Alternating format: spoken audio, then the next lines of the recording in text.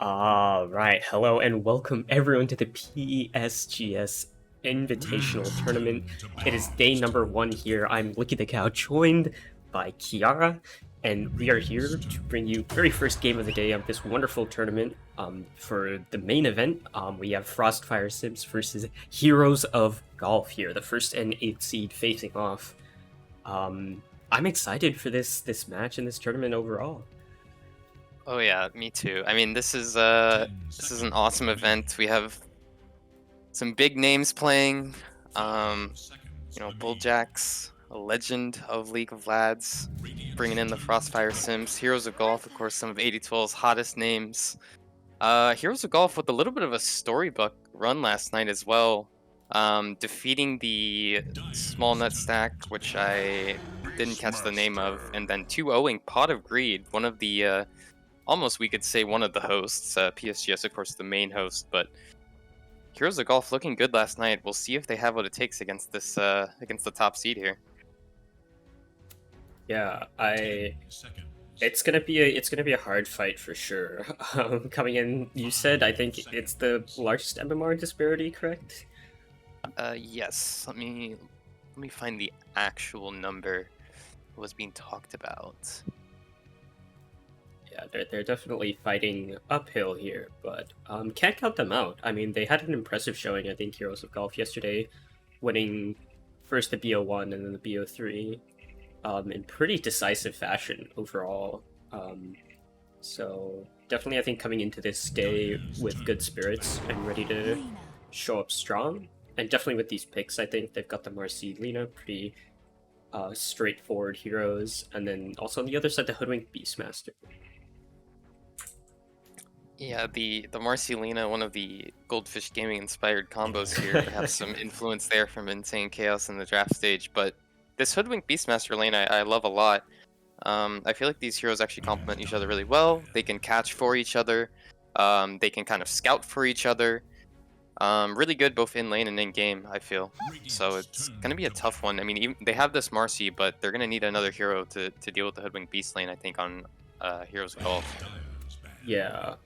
The one benefit is, of course, this Marcy is kind of this insane pause 5 for laning, so Mhm.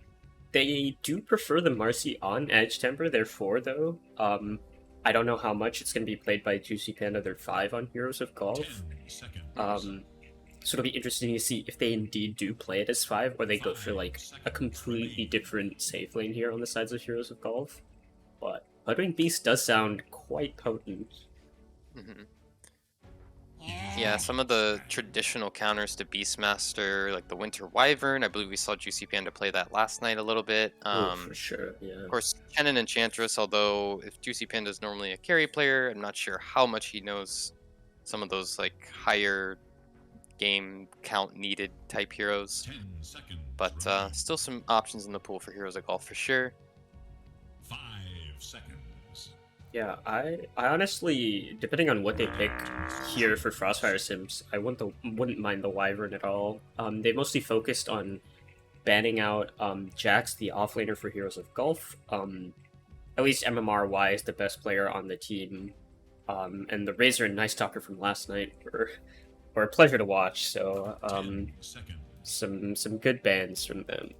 They've shown they're paying attention. 5 seconds remain. And the Jakiro. Another hero that just complements really well with the Hoodwink and the Beast. You know, follow-up catch, some nice tower damage.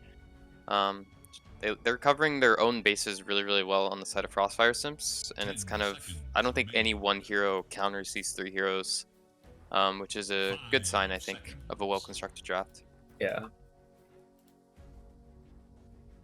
The pressure that they're going to be playing with the Beastmaster Jakiro going to be fun to watch. These towers, I think, will be going down quickly unless they have some nice deep push from Heroes of Golf here. They do have the Lena, which of course great at clearing out the creeps and waves. Yep. There's the Wyvern. Yeah, I'm a little surprised Frostfire left it in. I mean, they do have decent magic damage for the Cold Embrace, but like I said, Juicy Panda looked really, really good on it last night, so we'll kind of see if this pick comes back to haunt them here. Mm-hmm. 5 seconds. Yeah, I feel like it could have been like a pretty free kind of ban out. Just take it, go for it, and you're fine. But you know, it's fine. I think his Wyvern is extremely, extremely good. Surprisingly out of nowhere, honestly. So Yeah.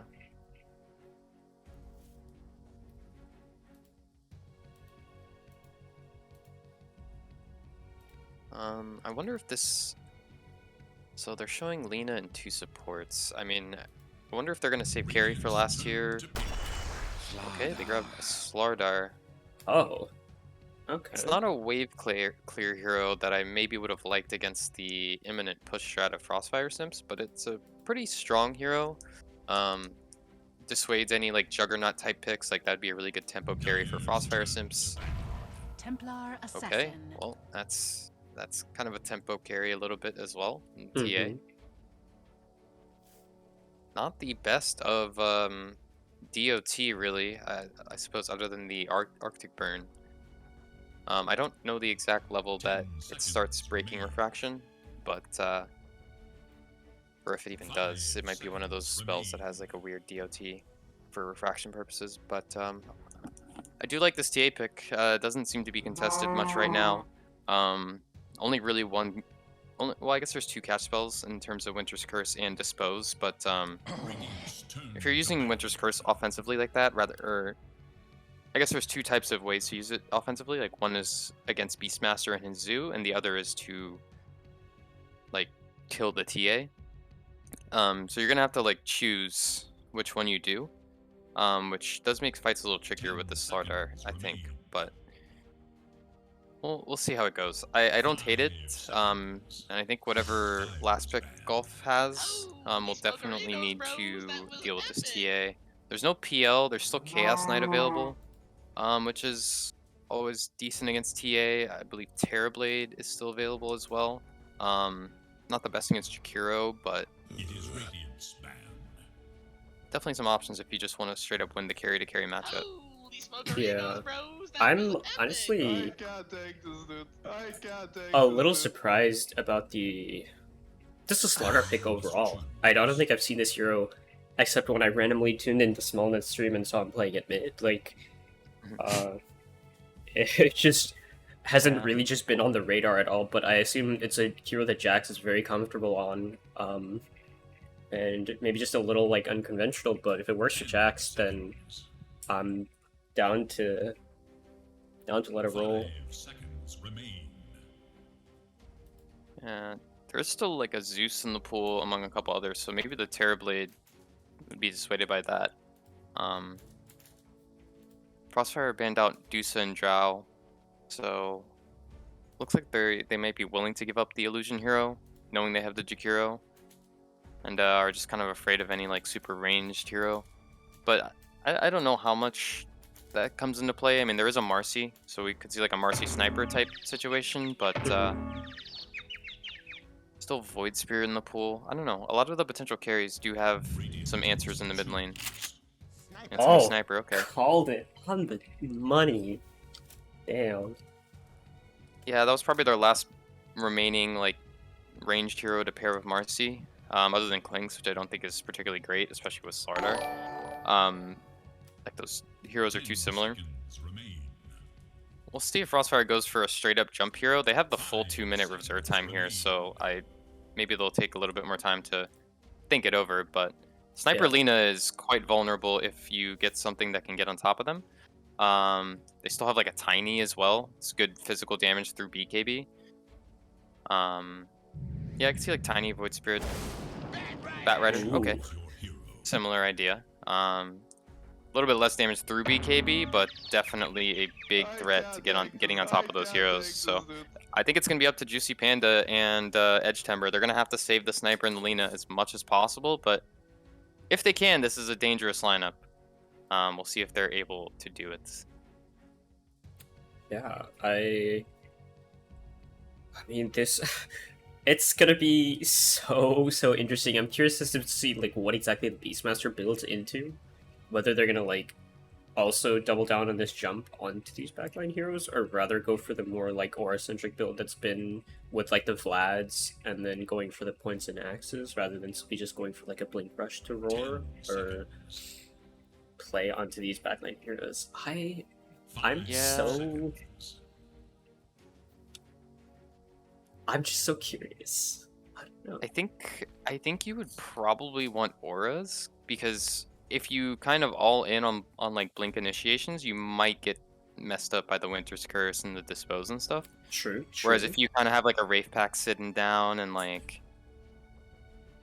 I think this is definitely a Wraith Pact rather than a Helm of the Overlord type game. So we might see like a Helm Dom, Wraith Pact, then Blink from Beastmaster. I could see that being good, but I do think you need a Wraith Pact against Sniper Lina, especially with the Slardar. Like you need to be able to stop the burst. I think as long as you don't get bursted, you're eventually gonna win these fights because, well, like you'll win fights in the duration of Firefly and like Batrider BKB and stuff, and they should be able to kill these heroes in that duration. We'll see. It'll be interesting. Both teams have like pretty set in stone ways that they want to take fights, so it'll be up to the team set up proper vision to make sure they get the jumps at the right time.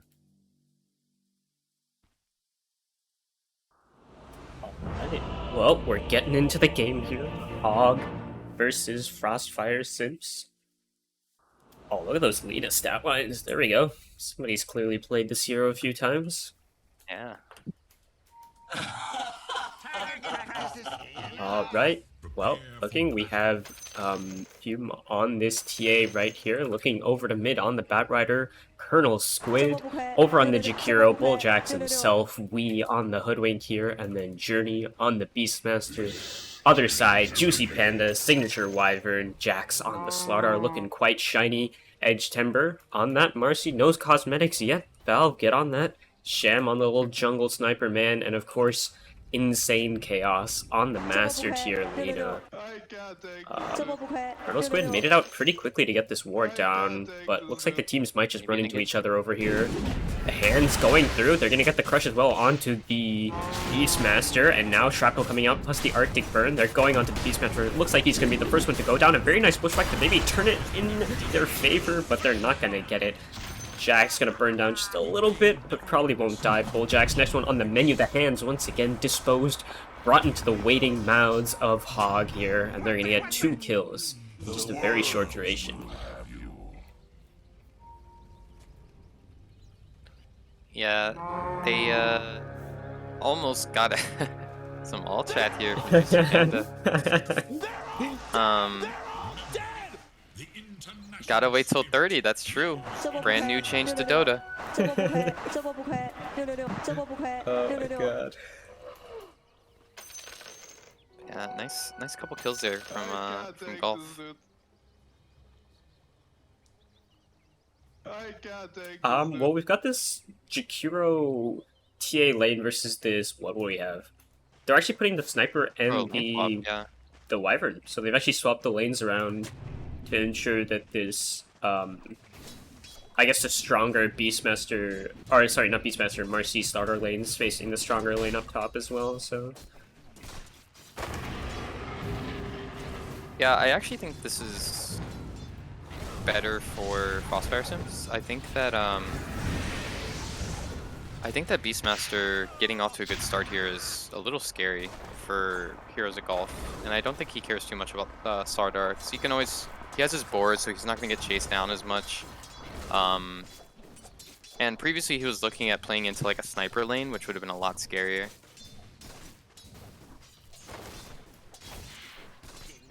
Yeah, I think if the sniper, honestly, if he just gets like clicked by something, or this Hoodwink manages to get a bushwhack on him, he's just dead every time. But this Slardar, on the other hand, he's got the crush, he's got a lot more utility to deal with. Fume down bottom in a shrapnel right here. Not able to get the other Arctic Burn hit, but Bulljack's gonna tank it up. Surprisingly tanky for a 2-headed dragon here.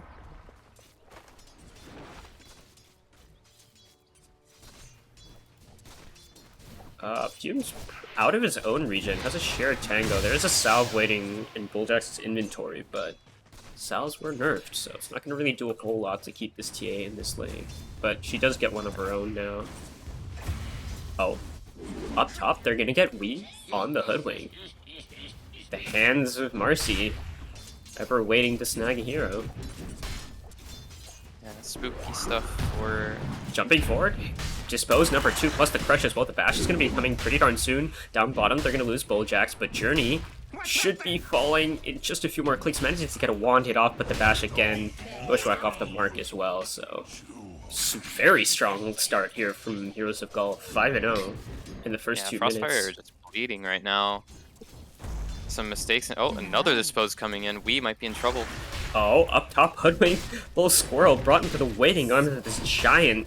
I don't even know what this sea creature is, but he's not gonna be able to get the final last hit there. An acorn bounce, but Hoodwink, no real regen to speak of, so might just have to walk back to base. Bulljack's actually coming up top. Not sure about this. Super low as well under tower. All right, well maybe the lane swap was really in Golf's favor then. I mean, TA does not have a game down here, and top lane is kind of going disastrous for FrostFire as well. Yeah, oh my god, this TA is not having a good time at all. I mean, still kind of okay in CS, but I assume it's going to start spiraling a little more once we get further into the lane. Do you think the Hoodwink fares a little better down here than the Jakiro will? I mean, I think it might trade a little bit better with the Winter Wyvern. But I would honestly say that Jakiro pairs better against Marcy than Hoodwink pairs against Wyvern, so that's probably why they're making the change. Okay, valid. I Mid feel like Chaos either way- getting dove under this Firefly right here. Has no mana to speak of. Will get cleaned up. Edge Timber though looking. He doesn't have the mana for the hands here, but the rebound slow. Not enough. Yeah, Squid able to pick up a nice tower dive there. I was gonna say mid was at least even for FrostFire, but now it's actually going in their favor. So that's their saving grace. I mean, if this Batrider can get into the game early, definitely will be pretty scary for Golf. Yeah.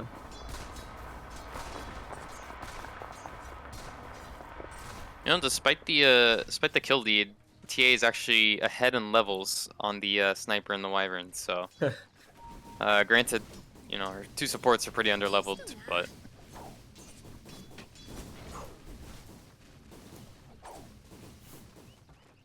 Bat does have 6, so might look to perhaps roam. Shem's gonna clear up this nice stacked small cam with that level 2 shrapnel. Meanwhile, Juice Panda just being a general nuisance for this TA.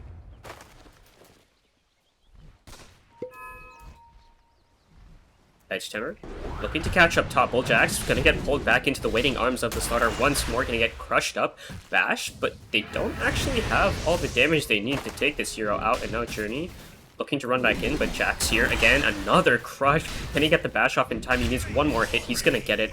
Run to the river so he can sprint away, especially with the rebound movement speed. yeah, he's literally hasted with river movement and rebound.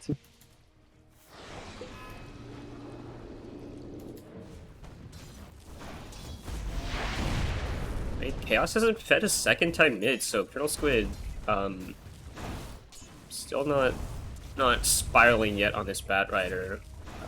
And I mean, he's back ahead in CS again. I think he's been doing a little small camp clearing on the side of the Lena, maybe? Yeah. No creeps there. Yeah, they're both 6 now in the mid lane. Edge Temper is lurking around. Could find a dispose, but no mana on the Lena. Oh, potential dive here. Lasso In the used. area, Lena looks dead. Yeah, unless the Fairy Fire away. Colonel Squid now gonna throw him back into the way. Oh, they got him. Wow. What a play. The stick plus the Fairy Fire keeping him alive there. Just enough. Heroes of Golf doing a nice job of like responding to any potential aggression from FrostFire, both like inside the lanes as well as like on the map as a whole. So yeah, this is spooky. I mean, the one way for FrostFire back into this game is for them to take the top tower, which they are doing. There is a siege creep hitting this tower, and for now Haste it's from happening. Lena. Lena's hasted though. They did catch a glimpse of her thanks to that Hawk right here, but it looks like they're still going to get Journey. They're going to get the LSA plus the follow-up crush as well. They're going to use the Laguna to claim the kill. Jax now level 6 as well. Oh, they're going to jump forward. They've got the hands. Dispose once again, bringing this Jakiro back in with the ult. That's plenty of physical damage to take the hero down. This Jax Slardar is a monster here in this top lane. Yeah, it just keeps getting scarier and scarier by the moment. Any doubts that we had about Slardar in the draft have completely evaporated. It's looking like a very, very good pick, especially paired with this Marcy. Yeah. FrostFire Simps did in fact choose second pick, so they knew this was coming. Up top once again, another kill. Journey? One more click should be enough. Edge Stemmer did die to the tower hits, and Jax, maybe in a little bit of trouble, has to dodge out this boar. He wants to stay alive, just keep these out in the trees. Looking down bottom, Juicy Panda got a little low, but Uwe and Fume could not claim the kill.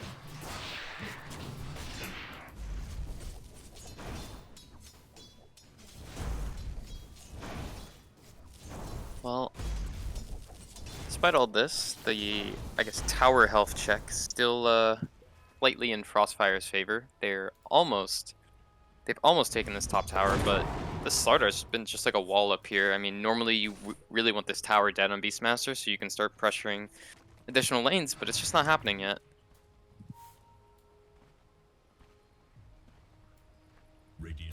Yeah, you would expect it to go really quickly. I'm honestly really surprised as to how Jax is holding this that well, but it's impressive. Yeah, there's still movement in the area, but it's kind of just a 2v2, and I feel like the Slardar Marcy is December, he's back. pretty He's gonna dispose him in once again. They're looking for the crush. Oh, Colonel Squid though made the rotation up top. This might just be the difference to take out these two heroes, plus the roar coming out. Can he get the final click? He's not gonna get it. And a very large streak going towards the Bat Rider here with a nice rotation. Yeah, it was beautiful patience from Bull Jax as well. He kind of held the ice path till the last possible moment so the Bat Rider could get in position, and well, this tower is now gonna die very, very quickly. That is definitely a big help. Lina does have boots of travel, actually slightly before the Bat Rider. I mean, I guess it's on Bat Rider's courier, but Bat Rider with travel is a little bit scarier than Lina with travels, at least at this stage of the game. And Yeah. it still has Lasso available on Bat as well. Didn't have to use it up top, so still a threat on this map. They were hoping to find the Lina, but she's taking a trip back to base to get full mana. Might TP in though, which could be a very nice kill.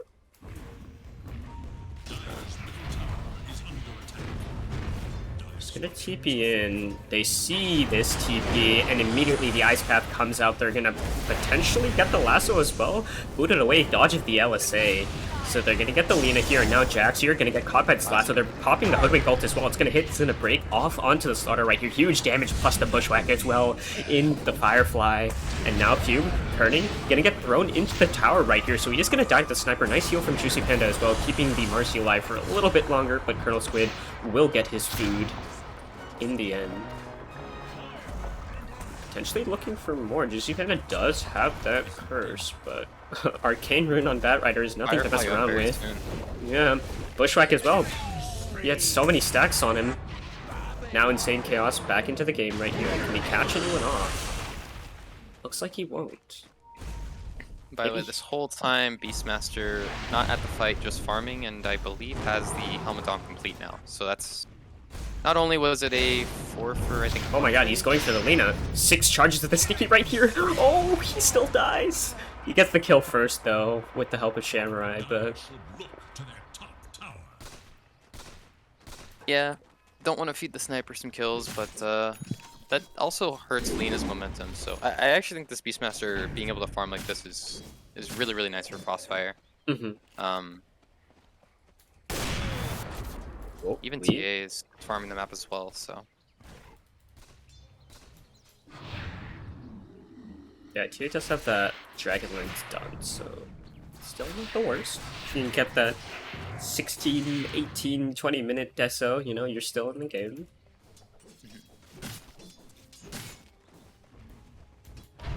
Oh, they're chasing down TA right here. Rebound forward, dispose back. We've seen this a million times.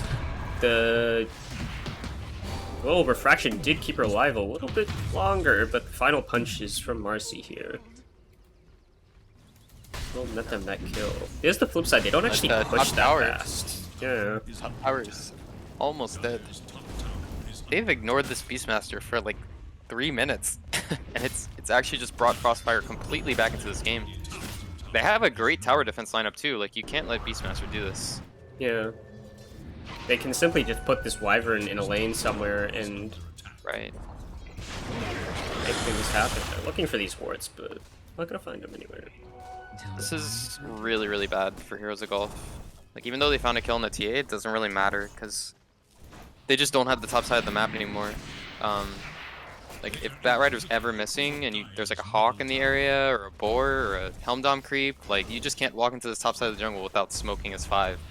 And that's gonna greatly cripple. Like, Heroes of Golf have 5 heroes in their triangle right now, and they are technically ahead still. That's like always a really, really bad sign. There is no blink on this Slaughter. He does have a Mask of Madness instead, so starting a fight's going to be a little difficult. It's going to be the Marcy going forward, but he's going to get caught on the bushwhack on the tree right here. Macro Power coming out, looking quite low. They're going to get the curse off to start onto this Batrider right here, but oh no, they're not using their spells correctly. They're still going to get the kill regardless, and now the Roar is going to come out. They bought back on Edge Temper here for the Marcy, and now Sham just turning up the headshots, peeping, destroying the Beastmaster. The ult's going to come out as well. Will it kill off this Hoodwink? Skrull will be able to get away in time, so they're gonna lose one hero here on Heroes of Golf and potentially get this mid tower. Yeah, it looks like they will have to give up the mid tower. Just overstayed their welcome, I think. I mean, they almost got out, but Marcy's initiation range is just huge, and the Cold Embrace in those fights, I mean, they found like a nice roar into the Lina, but it just didn't really matter. Batrider's TPing in. Oh, he's got the haste rune. He might just catch someone here. Maybe Jax? Oh, he's taking so much damage with that minus armor, plus the heal coming out, so the lasso did absolutely nothing. Yeah, a little bit lucky he didn't straight up die to assassinate. I guess he did have raindrops, but still, he almost gave away his life even with that haste rune. Yeah. So, TA, one hammer towards Deso. The one saving grace for FrostFire is every time we see these fights, it's always a 4v5 or a 3v4. Like, they always have at least one hero farming, and all 3 of their cores are heroes that will scale very, very well into this game. Like, they have tools to deal with BKBs, they have, like, tower damage, siege, and all these things just continue to improve with items, so. Chaos is invis. Gonna see some Beastmaster creeps in the area and maybe get spooked. Oh, Squid also down bottom. Might just go for the easy Hoodwink kill right here. He's actually gonna miss the LSA, so doesn't actually have the damage to complete this kill and might be in trouble himself. So he's gonna get roared up here. Nice Ice Path, but the curse is gonna come out onto Bulljax right here. The boars are just beating into him. They actually hit the sharpshooter, but not enough damage by far. And they've lost the Batrider on the other side of the map. I don't even know how that happened, but Yeah, he tried to dive the Slardar and then Sham TP'd in and killed him. So they kind of just switched place on the map, and Sardar's gonna find another kill, it looks like. He got the haze. He has no sprint available still, so this Beastmaster is speedier. Yeah.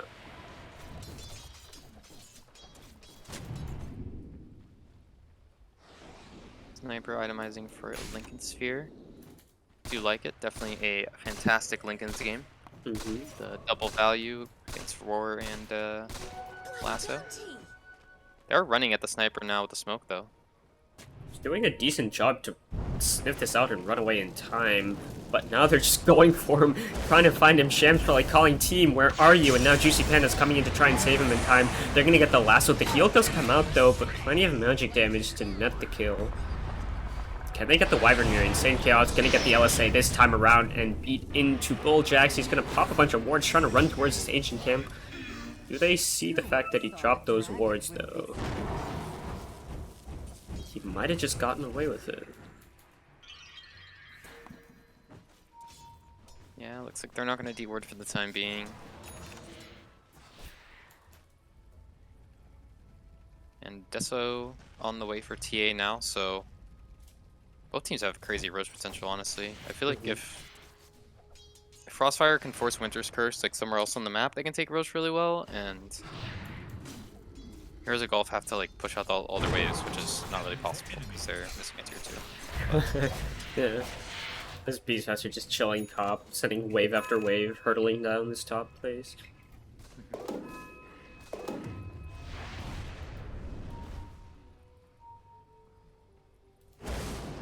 Some heroes going in. They do have a blink on the starter right here. What are they gonna find? Scan will find someone. They are under this TA trap though. They're gonna see the little fire trail. Of course, they're Logs up playing. there as well. We'll scout them.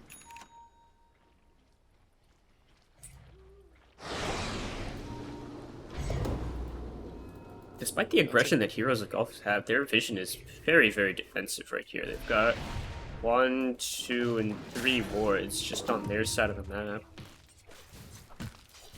And Slardar. Oh. Gonna get the Corrosive Haze, plus the ult from Sniper coming off in time, and now the jump forward, the Dispose back. Can they get some damage onto him? A nice breakaway with that. Oh no, he's caught him with the Curse and the Creeps. Colonel Squid's taking so much damage, but so is Jax as well. The magic damage is enough. LSA off the mark. Not able to get a catch onto Bulljax right there, but now Edge Timber. If the axe is forward, not even needed. The Spirit Vessel is enough damage, and now Juicy Panda getting chased down by that purple Satyr creep. It's going to be taken out by Sham here. Not a whole lot of health. Axe from downtown. Oh no. Oh, he just misses it on Journey here, and now Chaos is going to try and find him. LSA. Not going to go for it. Yeah, that's the Wyvern versus Beastmaster experience. Even if the Beastmaster's not the one dying to curse, it's still very sad whenever you're standing next to Beastmaster's creeps. TA actually working on the Blink Dagger here rather than like a third item BKB, which I do like. They do need a way to get onto the Sniper and the Wyvern. But it does mean BKB will be quite late on TA, even with the Dragonlance disassemble. I mean, we're still talking like 25 minutes. I guess FrostFire do scale pretty well, so they will have the time to get there, but could be a nice window for Heroes of Golf to do something meanwhile. Lena with the BKB of her own, actually, so definitely a window for Heroes of Golf to do something here, especially if they see the blink on TA. Yeah. They are smoked up. Do they want to go for anything? Or... they did get another ward behind the tower. Colonel Squid looks like he's going to go for Jax right here. Nice stun in time, though. Can't get the lasso off in time, and now... Oh my god, the Corrosive Haze plus the physical hits from the Sniper. The lift back onto the high ground over here. Cleaned up by the Assassinate, but oh my god, Edge Timber gets deleted from the game. A Meld plus a Roar is enough to clean up the whole Marcy. Yeah, they get the Marcy, but they're just gonna walk in the Roche. I don't know if FrostFire can contest. I suppose with the Bat Rider buyback they can. Not sure if they want to extend it. Yeah. No macro for another minute as well, so... Well, they will need to get a Corrosive Haze on this Roche if they want to take it. Ult coming out from Hoodwink. Gonna hit off onto Insane Chaos, but the Regen Rune gonna keep him on the map.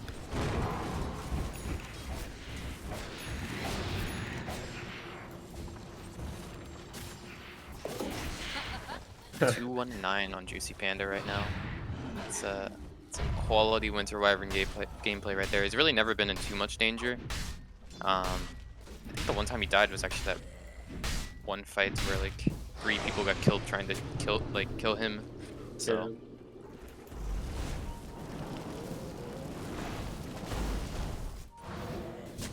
they are 3 heroes up top. And the Hawk is not actually going to fly any further. They do see Edge Timber for just a second right there, and Insane Chaos as well, hitting some creeps. On the other side, they're just catching glimpses of FrostFire Simps. Journey working on that blink on the Beastmaster. No Wraith Pact. So obviously has the Helm of the Overlord. Huh. But Interesting. yeah, looks like they are all inning on the blinks, which I did say might be a little overkill. I know they are having trouble getting to the Wyvern and Sniper, but they're also having trouble with Sniper plus Corrosive Haze doing a lot of damage, so I really feel like they need a Wraith Pack at some point. I was gonna say, I don't know how I feel about this Overlord over the Wraith Pact. I don't know how much this Ancient Creep really offers. We'll have to see. Yeah, I mean, it's definitely good. It's not gonna lose them the game, but TA actually pretty close to BKB, so I was a little off in my estimation. Just 500 gold away. Insane Chaos on the low ground. Gonna get caught out here by a stun, but he's gonna get a stun of his own. Gonna pop that BKB on the other side. They're gonna get a roar off onto Jax here. He is gonna possibly burn down to all of this damage right here, and he will in time. And now Juicy Pen and Insane Chaos maybe have to get away in time. Sniper's trying to get his way over. They're gonna get the curse to maybe break it up here. Get a little damage onto this Hood right here, getting beaten down. They're gonna jump for it on Edge Timber over here, but the Meld Strike gets enough. And now they've got a huge Ice Path on the two, plus the Bushwhack follow-up. They're able to take the Sniper down and the Lina. Just the Wyvern left behind here. And he's most definitely gonna fall. And Tier 3 tower, just ready to be taken out. Yeah, they'll need to, even with the glyph, they'll likely need to buy back to defend this. JC Panda almost found like a perfect curse onto the Beastmaster, like he was standing right next to his dragon, but opted for the Hoodwink instead, which I get, like, I understand why he did it, but perhaps just made the fight go a little bit awry. And this is a lane of Rax, looks like Heroes of Golf not willing to extend buybacks for it, so. Yeah.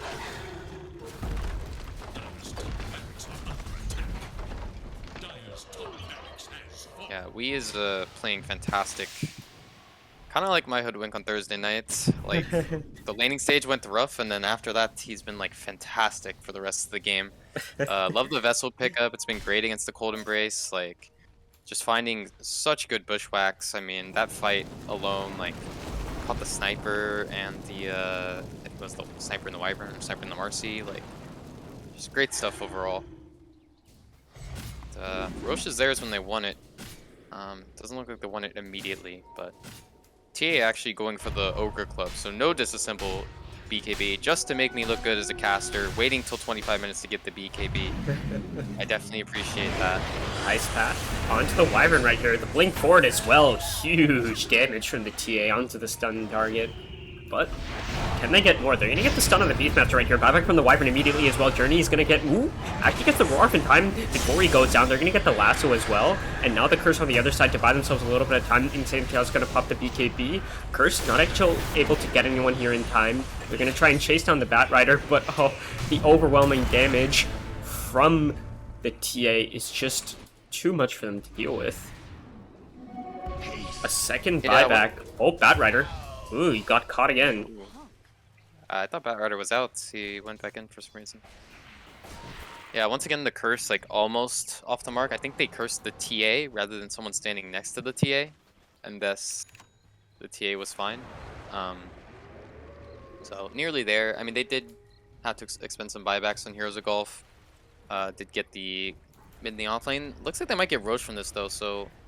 exploiting the fact that FrostFire did not opt for the Aegis, and that is a big mistake. I mean, even though they're a lane of racks up, well, actually, no macro yet. You can test anyway. Knight's Tree, nobody broke it just yet. There's no Culling Blades available, and right here now they're gonna pop the ult from Wee. Insane Chaos gonna take it in the face. The heal's gonna come out onto Jax right here, but he's taking a whole lot of magic damage. Insane Chaos dodges the physical of Fume. Lina going in, getting destroyed by his TA, and oh, Fume showing up with this strength here, able to clean them up. And who needs to take Roche when you can just clean up a team and get the Aegis for free?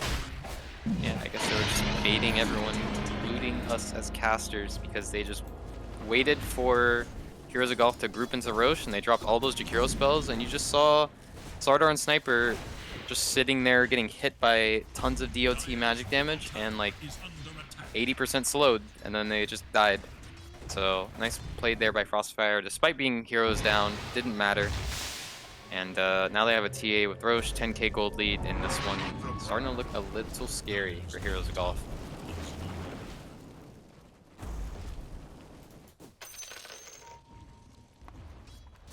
Looks like they don't want to go high ground just yet. The line's being drawn from Bulljax for his TA to back up, go for this tier 1 bottom. Yeah, they should definitely get bottom in. It's like the last remaining safe place for Heroes of Golf on the map, so...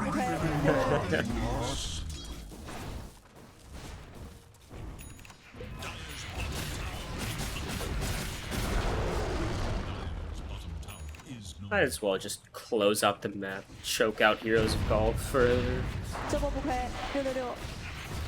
Yeah, whenever you're against a sniper, you know you're in it for the long haul, so, you know, at least make it as advantageous of a long haul as you can possibly make it. He's got the shard on Journey, so he's got that little dive bomb Hog. And now this is the great high ground defense from Hog here. They're all alive. Despite the ages, it's gonna be really hard for them. That runner's back gonna TP out, so they're just gonna chill on the high ground until the top wave gets all the way in. They're gonna need all 3 waves to be pushed into the sniper.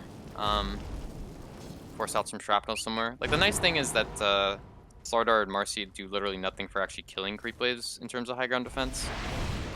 So they actually will have to split up their 3 wave clear heroes on Hog, but.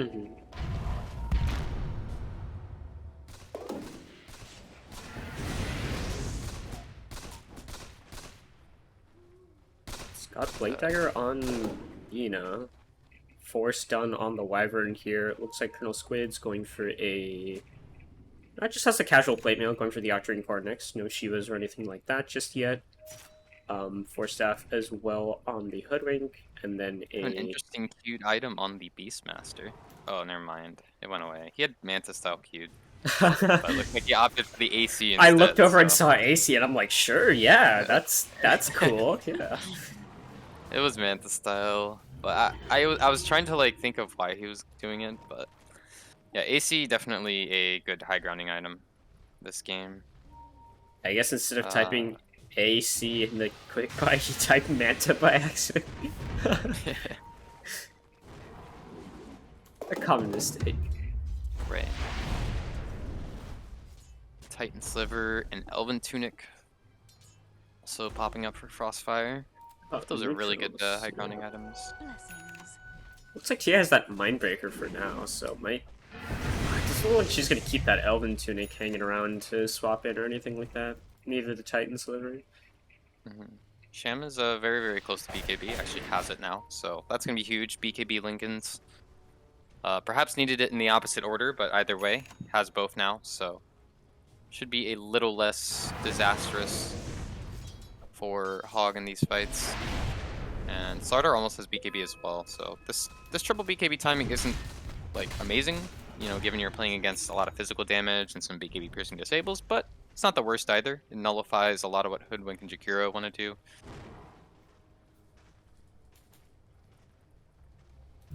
Batrider working on a Lotus Orb. I do like that. At least until Slardar is level 25. That's a really, really nice answer to Hog's main kill combo. Wonderful. TA with just 40 seconds on Aegis. I doubt we'll see it used. Yeah. They've done their part to just grow this lead to 17k right now. It's getting a little out of control. The ball, I think still could potentially be stopped. Dodo Plus gives Hog 3%, so, you know. There's still potential. And never count out the long high ground defense. Oh, definitely not. I mean, even if they get megas, you know, it's always a sniper high ground. Yeah, I mean, there's a level disparity. Like, TA's gonna have 25 that I think either talent actually could be legit this game. Probably will be the refraction instances, but... so they'll have a window there, you know, level 25 on TA and next Roche. They smoked. They know this Aegis is gonna time out right now, but TA is in a very good spot to break, and it's gonna go immediately onto Edge Chamber right here. They're gonna lose to Marcy in the very first seconds of the fight here, and St. Chaos gonna get put under by the healing here, and now Sham Fumes pop the BKB, is trying to fight over here, but insane Chaos tanked the sharpshooter from downtown over here, coming from the left side. Huge curse, catching up onto the Bat Rider. Juicy Panda's gonna be able to break up this fight, but they either need to get out or go in, and they choose go in. Jax is gonna be able to take out the Bat Rider. Fume's gonna pop that mill, gonna try and maybe get a little bit of time away. Sham, does he still have that BKB? He does. He still has that BKB available. The buyback from the Bat Rider. Colonel Squid back into. Oh my god, he didn't even have a chance to pop it. He's gonna get taken down because of physical damage, and now the Wyvern force tap up to the high ground. They're still chasing for more. They want this Lina, they want the value target, but instead they might just turn for the Wyvern. One hit, one more hit. Where is it? They're not gonna get it. Oh, he's gonna delay just a little bit. And now his death will come. Insane Chaos being shepherded into his fountain right here, unable to leave thanks to that sticky napalm. Oh my god, just the damage. He's being farmed in here. Oh my god, no way. Oh my goodness. Oh no, that is tragic. That's rough. I can't take this, dude. I can't take this. Yeah, Sham got like a decent, I don't want to say initiation because it's not what Sniper does, but he got like a decent like hold on, my dog. My dog is very excited this game is ending. He got like a decent initiation onto TA in that fight, and then TA just popped a trap and like bursted him with a meld strike, and suddenly Sham was like half health, and he just popped right after that.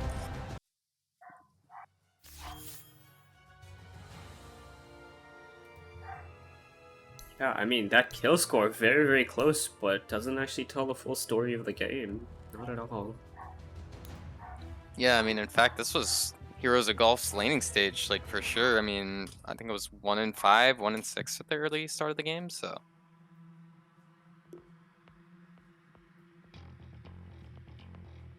My profile is Sniper. Clearly still in good spirits, Heroes of Golf. Exactly, yeah. I don't even know how to do that command, so that's why I'm share casting the tournament profile. not playing it. Okay. Yeah. It's funny. We're gonna need our lobby admin to send the lobby over. But I mean, you can't really count Heroes of Golf out yet, despite the fact that FrostFire Simps, I think obviously you can see like they just have this caliber of playing where it doesn't really matter about these like early kills, but like the fact that their lanes are getting a little smacked around. They're just playing the map just completely the correct way. I think you were talking about the Beastmaster earlier, but the fact that he just knew what he had to do up there. Oh yeah, he just, like, Heroes of Golf were kind of playing reactive Dota, you know, defending the tower is 5, and like, you saw whether it was the Beastmaster for like 2 or 3 minutes, or the TA for 2 or 3 minutes, like, either way, they just got the space to come back to the game, and they, you know, they really, really capitalized on it.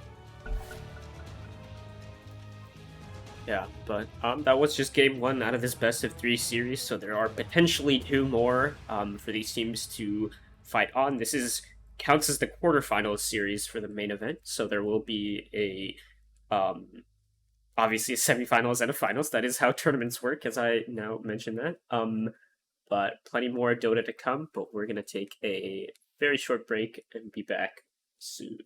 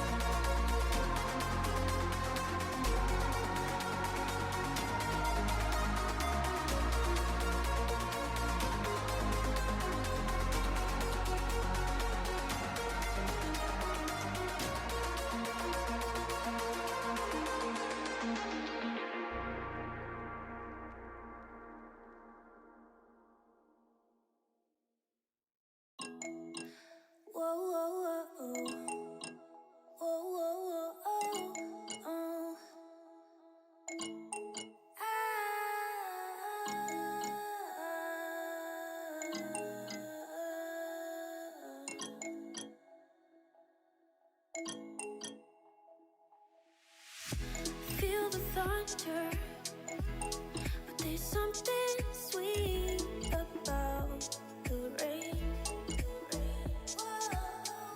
We're going under, but that's not.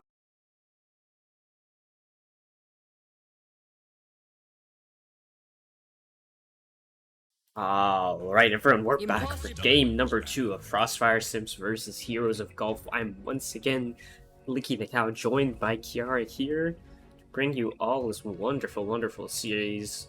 Yeah, we're into it. We're into the draft. The Beastmaster has been banned, removed from the game. Yeah, and you know, whenever Beastmaster gets banned like this, the first thing that comes to my mind is, okay, does their offlaner play Lycan? Does their offlaner play Visage? You know, they could run the same exact strategy if they wanted to. Just swap one hero out, you still get the tower pressure, you still get one heck of a laning stage, so we'll see if that ban even matters very much. But Dawnbreaker Marcy, much more standard for the Frostfire Simps, so definitely going to force Heroes of Golf onto something else as well. 10 seconds. 5 seconds. Do you think they... Well, they don't have the Marcy opener anymore. Do you think they just go straight to Wyvern here for their opener? Maybe. I mean, you know, I suppose if they grab a zoo here... Yep, okay. Well, that answers that.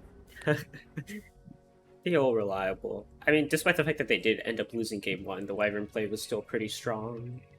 Oh, definitely. I mean, as I said in last game's draft, you know, it was kind of a hard ask for Wyvern to do 5 different things at once. You know, he just had so many different targets, so many opportunities where Witcher's Curse is like decent that it's really, really hard to find the perfect one.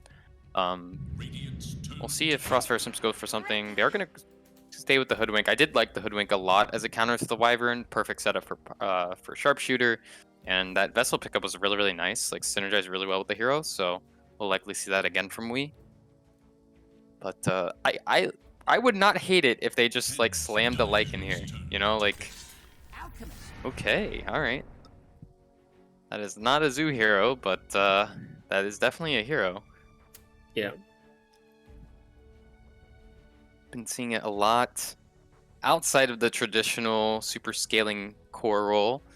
10 Seeing it as a seconds pause 3, pause 4, pause 5, so 5 definitely up in the air as to where remaining. this will go, but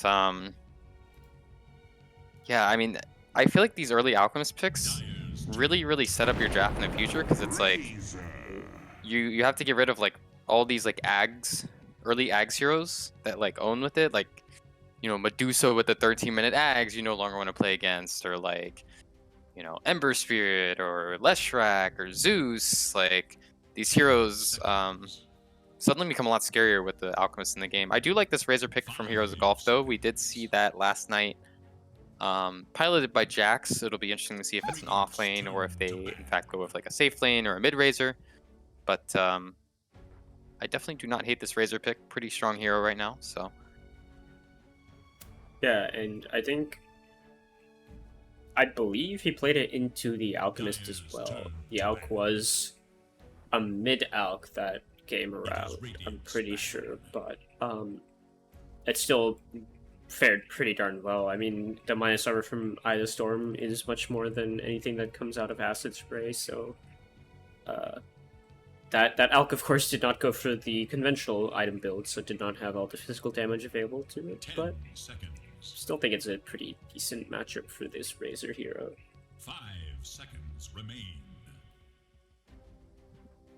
Yeah, I mean, it definitely depends, of course, on how Alchemist is played. Like in the past, there's a lot of heroes like Razor, DP, Monkey King, Kunkka that, like, you know, as a mid Alchemist, you would hate playing into because they just run at you. They steal your camps. But this more utility Alchemist, you know, you just kind of use Grievel's Greed as a little bit of a battery. But if you get shut down, it's not the end of the world. You have this like nice stun.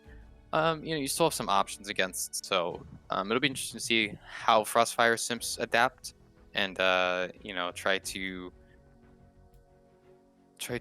deal with this Razor. They are going to ban out the Jax Slardar. So even though this could be a Jax Razor, they are still respecting that Slardar definitely was very spooky in the laning stage last game. So do like to see that.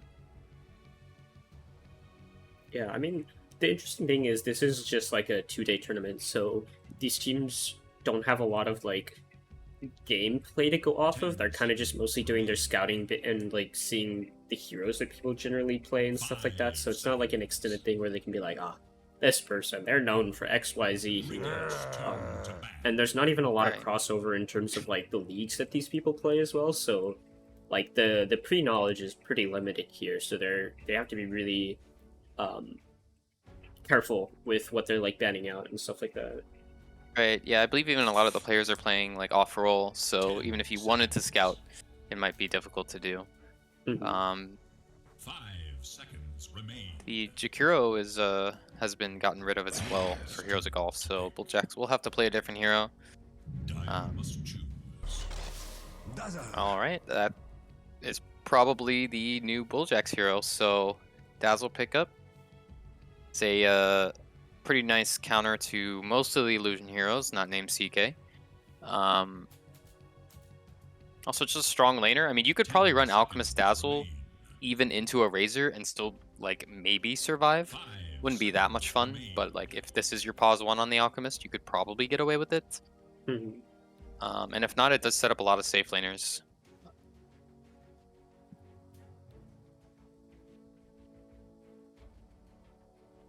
Oh, they banned out the Seeker, so try to see if they want to go for like this more mobile hero. Okay, they just go for the Tiny. Could be potentially anywhere.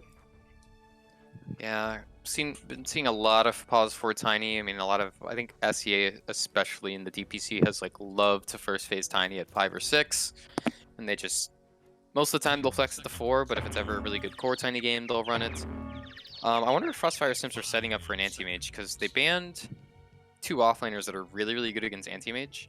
I would probably qualify Dawnbreaker as a 3rd hero that's really good against anti-mage. There's no Beastmaster, there's no Puck, there's no Bloodseeker. Granted, those weren't heroes they banned, but a lot of the traditional AM counters are out. and it's really, really good against a potential Razor offlane. So Tiny obviously has a lot of physical damage for AM. Yeah, Nyx Assassin is not gonna deter an AM pick. I could see it. I mean, there are some other heroes. Juggernaut's like decent against the likes of Nyx Assassin. Weaver, okay. Similar idea to the AM in the sense that it's pretty slippery. However, this is Weaver against Nyx, so a much different ask here in terms of the pick that's showing here. I mean, you know, this is a Goldfish Gaming Classic right here. You know, Nyx Assassin against Weaver. We just, you know, Insane Chaos bringing that influence to the team, using that foresight to predict that they would pick Weaver and preemptively telling his team to pick Nyx Assassin. Actually a pretty spooky matchup, so it'll be interesting to see how this Weaver plays out. I do like it though. I think this Weaver has a lot of potential. This is actually the exact lane we played against, Weaver Dazzle. So, yeah, this is definitely an interesting one. It's a strong lane for sure. I do worry about the mid game. Tiny can burst Weaver very easily, and Nyx Assassin is really, really good at finding him. So, and you're also showing that this is 10 seconds. well, it'll be interesting. I think that they can still move this Alchemist around, but you're kind of already showing your two supports, so like, you know, these two heroes are cores. It's really strange. Yeah.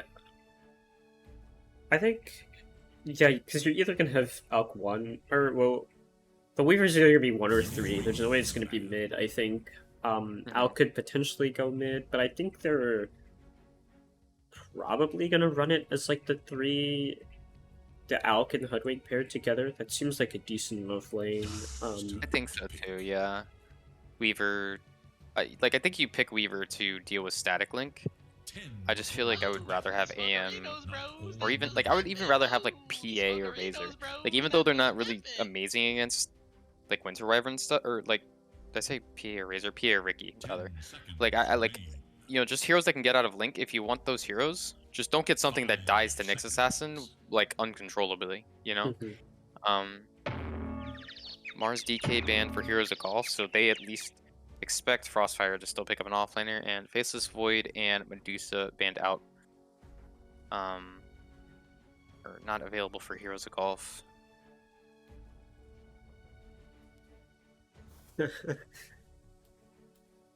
Faceless Void definitely one of the best Weaver counters in the game, so I do like that ban. The Dusa, Dusa would be annoying for them. They don't have the best of catch for it, but Weaver is okay against Dusa. I mean, you can get the Mana Break talent instead. I don't think it's like the better of the two talents, but if you're against a Dusa, you might as well.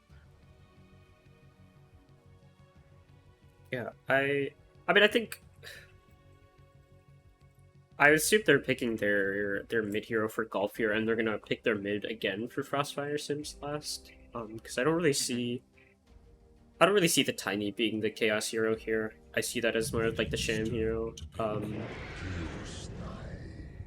Is that a mid? Okay, wait, maybe I'm just wrong. I would have to say, yeah, no, I would have to say this is a CK carry. Yeah. And they're running the Tiny mid. I mean, like, if the Alk is mid for some reason, because they expect it to be a mid Alk, right? Because they banned offlaners. So I think if they are expecting the Alk mid, then they're okay with the Tiny versus Alk matchup, which I would agree, or the Razor versus Alk matchup. But if it's not, which I would actually assume that this is Alk 3, Weaver 1, then mid laners that are good against CK. I mean, I like Kunkka against CK, but I don't like it against most of the rest of Golf's draft. I mean, you do have like heroes like Necrophos that just kind of own Tiny that are still in the pool, but they kind of get owned by Nyx. I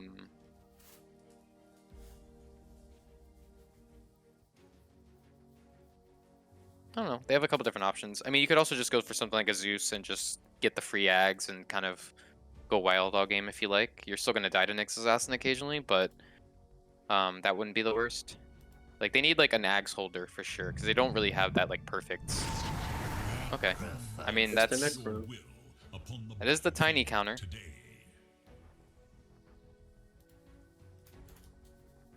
And it's Tiny mid. Okay, so they're gonna Weaver pick the carry. Weaver. mid necro. Yeah. Yeah, I think he is at risk of dying to the Nyx Assassin a lot, but otherwise it's a really good necro game. Like, the lane is very free, unless they lane swap, which they might. And you definitely have tools to deal with CK. Like, no one on this team's getting a nullifier anytime soon. And I like Alk. I feel like Alk against CK is kind of a draw. Like, CK has good damage in lane, but Alchemist just doesn't die that easily. Like, you just acid spray the wave and you have a stun, so like you're gonna be able to stop their initiation. Mm-hmm. I don't know. It'll be interesting. This is one of those drafts where like I don't feel like Necrophos fits that well, but it's a counter pick, and like sometimes drafts like that work great because like it's a free Necro lane and then you just like rolls, and sometimes it's just not because the heroes don't work well together. And I'm not sure yet if like where that falls like in this draft, because Alchemist is like a wild card, I think.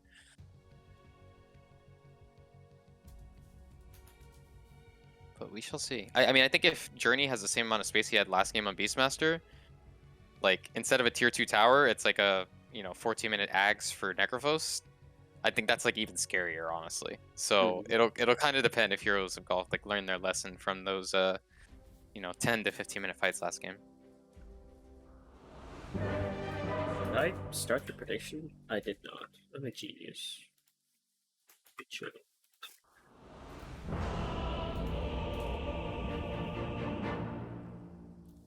Yeah, I mean we kind of saw that like lanes isn't everything, especially against this team. So Definitely. I can't take this, dude. Yeah, the Goldfish CEO Mossy in chat, Fume, Gold Jackson Squid, the League of Lads goats. Very, very storied players here. They know each other very well. I mean, we saw it last game. They are definitely a fantastic team. yeah. Nice all chatting here to start the game as well. Let's see if they actually do end up going top. We have Journey on the Alk, we on this Hoodwink here. Oljax on the Dazzle. Again, Colonel Squid now on this Necro, showing dominance mid, just standing here. Already placed the ward down. And then Fume on this Weaver. There are heroes top. Chaos on this Tiny Sham on the CK. Jax the Razor. Edge Temper on this little Mix Bug. And Juicy Panda once again on the Wyvern. Let's see. Are they actually going to see each other? They do have this ward down here, which might scout out an approach from the FrostFire Simps, but you guys are cowards.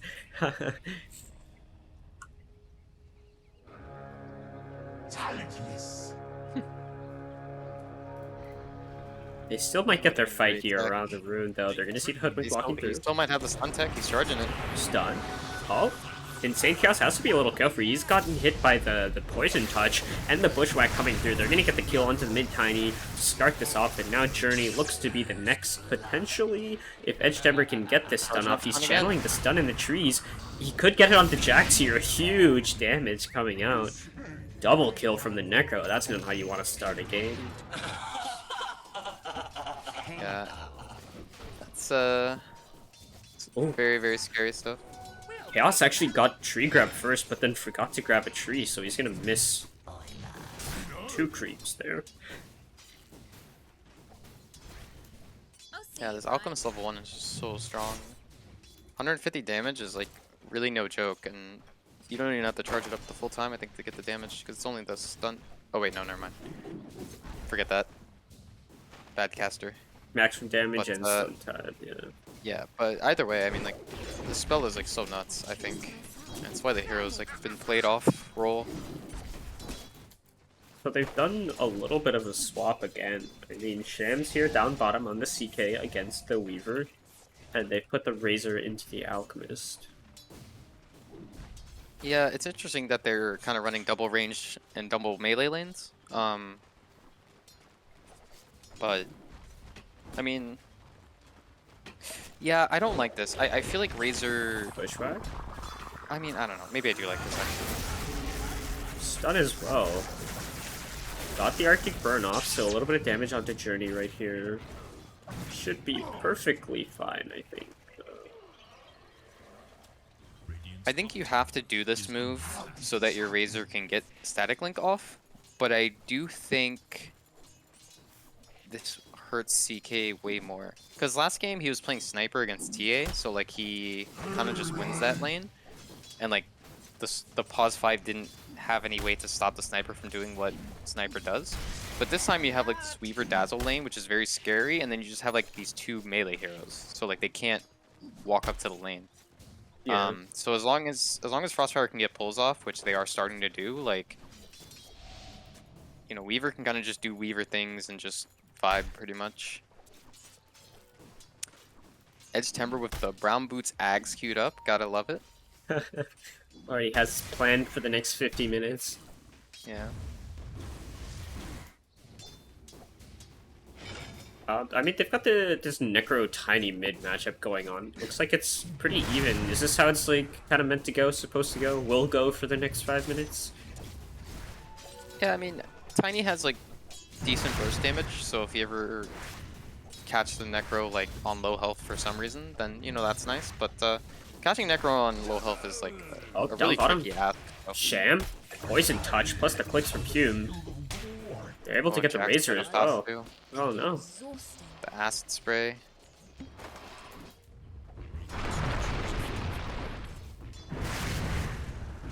Yeah, these lanes from FrostFire, I mean, they've, you know, again, in the draft they did a really good job of like picking for lane counters. And I do think that the Nyx Assassin is still very scary for Weaver and Necrophos, but it does require the lanes going well, and right now they are not. They're already 2k down on Heroes of Golf. Alright, this Necro is just like camping Chaos under the tower here. It's just tanking tower hits left and right, no cares at all. Okay, there's a few cares maybe. That's a lot of tower hits, but he's looking for... Whew. Okay, jeez. That was a little close, but has a salve. It's gonna get cancelled. The toss. Oh. Okay, both salves get cancelled. That's tragic. Oh, they're gonna lose the Alchemist up top. Nice heal keeps Jax alive there. And Dazzle down bottom. They're looking for the whole Carapace, able to buy Sham enough time to get the kill, but still will go down nonetheless. Yeah, the solo XP for Fume. Going for the no boots Maelstrom build here, so that's always nice. Dropped a straight Javelin before 5 minutes, so Dazzle will be bringing that.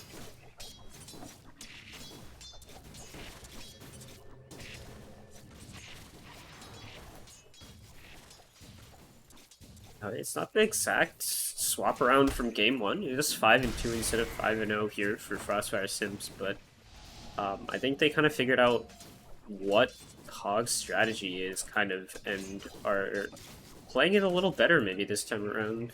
Just the early part of the game.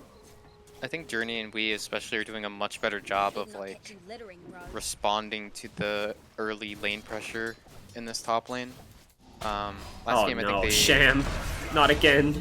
He's gonna fall under his tower and they're gonna get Edge Timber as well. This Weaver Dazzle lane. Not a joke. Yeah, this is no longer the Goldfish Gaming playing against Weaver Dazzle experience. This is something different entirely. Because I think we only died a couple times on Thursday night, so... Yeah, this is a very scary lane. It's only gonna get scarier. Like, Weaver to me... It's like Weaver, like Troll Warlord when he's actually good. Like, in terms of like actual scaling carries, like, because Razor would technically apply to this, but like, they're just the best carries in the game at like staying in their lane and punishing the offlaner. And like Monkey King against melee heroes. Like, when they get these like one-sided matchups, it's just impossible to deal insane with. chaos. He's gonna get run it here. Bulljax has the poison touch on him. Lots and lots of slows, and they have that ward down as well to Scythe. Gonna execute him, and there was a TP for like half a second, but immediately cancelled. And interesting here, Chrono Squid actually has a urn, so it looks like we might end up going a different item rather than the vessel this time around. Maybe an earlier E-Blade, but might be a vessel and a Necro, so that'll be cool to see. I feel like when you're stomping games like this on Necro, it's either like you go Vessel or you go something like a Veil or like very, very early Kaiasange. It'll be interesting to see if they do prioritize like still giving the axe to the Necro. I mean, I feel like at this point Necro is really far ahead, so maybe you just maybe you just kind of chill. Maybe just buy items on Alchemist. Like you just buy Blink or Shard or something. Yeah. Like I don't actually know. Like it's not like it may not be max priority anymore because the Necro's having such a good game to get like the early ags, which I think is better conceptually. Like to hold gold on the Alchemist. I mean, Dazzle Aghanim is really good, but like that would be a little bit of a meme. +5 an early ags. Yeah. A little I would much. They're gonna respect it. go onto Bulljack's right here. He's gonna get tossed under the tower plus stunned up again. Huge double stun from Edge Timber. So they're able to get one kill here. Colonel Squid, though, not to be messed around with. Has that cloak as well for extra tank ability. There's a 3-level lead down bottom for the Weaver versus the CK. Yeah, this lane swap maybe did not work exactly how they wanted it to. Oh my god, he has Maelstrom. Oh, the sub 8-minute Maelstrom. oh, This Large. is with the wand and Wraith Band too. This is not like a literal empty inventory Maelstrom. Yeah. They did TP We were a few approaching like spots. record like timings here at this point. I mean, look at him. He's got 4K net worth on both the Weaver and the Can't take this, dude. Necro here. So, oh, Poison Touch out. Bulljack's walking under the tower here, trying to establish some dominance on the Dazzle right here. They're gonna get the stun as well from Edge Chamber, so they will get this one hero. Nice stun out onto Journey. The Bushwhack though, double stun from the Concoction. They have a few slows. Bulljack's able to get the plasma field, but Necro's here. The Scythe isn't going to take out the Razor. Nice heals, just barely keeping him alive in time, but magical damage isn't there. The Urn's ticking as well. They will get Jax here. No Scythe stacks, though. Yeah, perhaps the one saving grace, no scythe stacks. It wasn't arcane rune scythe though, so you know you kind of take those. Not cool, Squid. And they're gonna start to pressure this tower. Not the best of tower damage on, or at least with these 3 heroes. They will have some good tower damage later with the Weaver, but we'll take a minute to get this tower. But yeah, Heroes of Golf just struggling a bit. Nyx needs level 6 to play the game. Going for the brown boots blink on Tiny, so that'll be good. They do need to get their like burst combo, I guess, like available to them in order to play the game. So Yeah. Bulljax is already level 6 in the mid lane. I mean, he's been getting into the right parts of the map, and it looks like they actually sniff out the smoke and play very safely under their tower here for FrostFire Simps. So Jax Yeah, they had will a break. ward on the. Oh, they found one. There's the Necro. He doesn't actually have the Ghost Shroud, so they might just be able to burst him down in time if they can get the damage out. He can't just get the wand. It came out. He got a kill. He's able to heal a little bit more. They've lost 2 for 1 now. And will they lose more? Most definitely yes, as the Weaver's shown up, has the bugs on these heroes, able to clean them up. Double kill for the Weaver, and large tips for... Yeah, Colonel Squid getting the mass tips there. I mean, you know, he got the mass tips, but he might be happy with that anyways. Just more kills for Fume. I mean, if I'm this Weaver this game, this is my inventory. I have 76 CS and 6 kill participation in 10 minutes. That Glove of Haste is turning into a Midas. You know, I'm embracing it. I'm like owning this game. I mean, level 10 at 10 minutes. He's getting a level per minute right now. Yeah. So is Colonel Squid actually, but.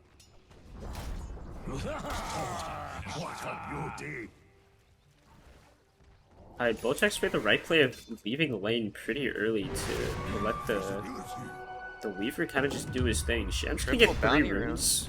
Kind of cool. Just gets Oh, no. owned by an ogre though, which is super There's unfortunate. units here. There is a sight which can't go out, otherwise it will kill Sham for sure, and it takes him out. And now Colonel Squid getting quite a bit of regen, but still the Vendetta Strike will take him out. Lots of damage there, and the tips again onto Colonel Squid.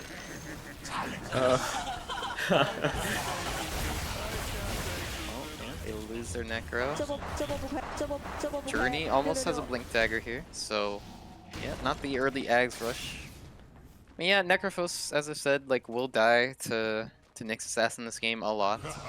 Just the nature of the hero, so that is the one saving grace. Like the Necro can only get so far out of control because of that, but this Weaver is still a very, very big problem. Yeah. And I think Squid recognizes the fact that it's totally okay if he's like dying here. I think Hog also understand that, but they're trying to like do whatever they can to get some grasp on this game. That's why the mass tips are coming out as well. But this casual like Weaver CK interaction leads to like 600 damage for the CK and none for the Weaver. Oh, Journey. His ult's gonna run out soon. Cost back as well. They're gonna get a stun onto the Weaver here. Not the Weaver, sorry, the Dazzle. So they're gonna take him out with the duration of that curse here, but now Juicy Panda gonna get punished by Hume. They're gonna get the link onto him right there. He's not able to actually TP out in time. The time lapse gonna break it away. He's gonna go in with the Shikuchi though. Can they get any damage onto him in time? They're gonna toss him up into the air. Edge Temper though doesn't have any stun or spells available in time. The Plasma Field going to slow him down a little bit longer, but now he's going to Shikuchi forward in. They're going to turn back onto the Hoodwink right here. Do they have a stun? They don't. He's just going in with full impunity, going and shredding the heroes from Hog here. Then he just needs another right click and ultra kill for Fume here on the Weaver, and oh my god. He's godlike at 12 minutes into the game. Yeah, they just have no way to catch him. I mean, you know, I was suggesting the AM in the draft, but this Weaver pick perhaps even better. Just such a dominant lane, and he's converted it into like this near impossible to beat game. He's gonna have to collect your done so fast. Oh, they're gonna get a link off onto the Hudward right here. The creep's gonna go forward and sacrifice its life to get a little bit of damage, but now the Weaver's coming here. Can they get a stun onto him in time? They can. Chaos on the meanwhile, the high ground, he's left alone. Unless Edge Temper, they're able to get a kill onto the Hoodwink, but the Weaver Fume takes out the Wyvern just on the very edge of his tier 2 there. Scythe Jax range executed there, and now Sham, next one on the menu perhaps. There's no control as he hustles up that high ground to try and get away in time.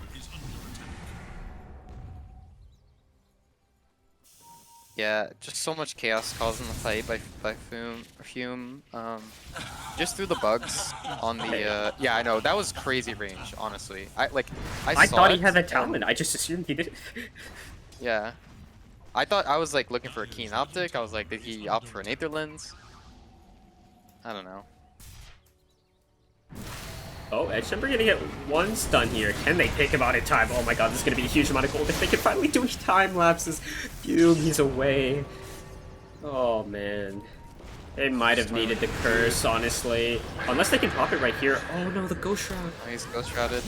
Just in time, and Jax, he's caught under the Spirit Vessel and the Acid Spray. He's gonna go down. Chaos caught with a fresh Gluttony just delivered onto Fume right here. Oh dear. 1v5 us.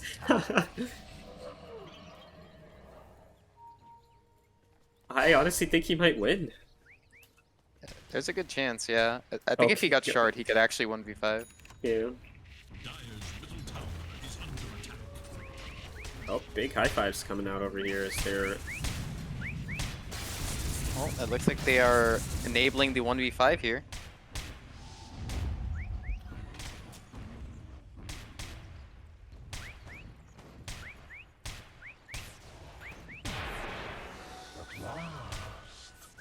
I don't think Hog actually realizes that they're intending to maybe get this 1v5 going, but perhaps now they've split up a little bit, looking to maybe at least farm, and now Fume's going in, looking for his rightful 1v5. He's gonna get stunned up. He actually has no mana left.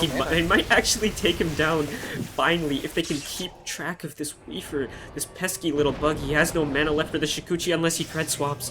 Oh, Bulljack's gonna keep him alive as well, just in case with the Grave there. Not a true 1v5. Now Jax not able to catch anyone with that Plasma Field right there. The TP away from the Weaver. Oh, he just got a clip onto the Necro right there, but... Fume tapping out of the 1v5, so... Respecting the, Chaos up top. Getting chased in the trees. Let's see if they can actually make something happen mid here. There's Ghost Shroud still available for the Nick right here. He's gonna get the Scythe again. Jax killed in almost the exact same spot by the same Scythe. Yeah, that was he's really just, he still does not have the talent, like, I don't know. Wait, what? I thought that was the side. I thought he finally got the talent. No, he still does not have it. Oh my lord. There's an Ag Shard on Necro and Alchemist. This Alchemist Shard is perhaps one of the underrated aspects of the hero. I mean, it is a kind of like a 50% of his ultimate that you can give to a teammate. Yeah. Nice dispel as well. More than Cool that, stuff. actually. It's actually a level 1 ultimate, so. That's not right. I sense a connection between us.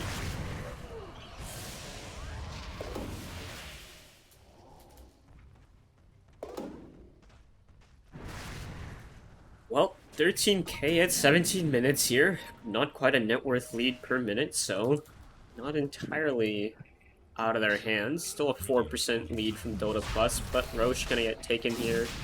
I don't remember, did I actually get the prediction running or not? Okay. Yes, I did. Let's see, will Insane Chaos... This is 13k with an Alchemist, so, Oh, true. Close with that. Alchemist is working on the Axe now, so really interesting to see. I feel like you give it to Dazzle, honestly. Bulljax has captained a wonderful series so far. Just reward your +5. You gotta tip your +5. What item cooldowns though? Double Gleipnir, double wand. Well, you can cast it on allies, so yeah, double. No, but that's what I was saying. Like, whose items are you gonna refresh really? The cooldown on vessels, so you can vessel 2 people at once. Oh, yeah, never mind. I agree entirely now. I guess you could give it to Dazzle so you can double blink. Like, just tell him to use it on you. Blinks in and then Dazzle's sprinting behind. Wait. They might find a Sham looking to get a little value out of the jungle. Has that rapier queued up? Oh my god. That was about proper range that time. Still does not have the talent though. Yeah, did not get the stack on the Necro. This range seems oddly large now that I'm hovering over it. I don't know. Oh, Sham's caught out.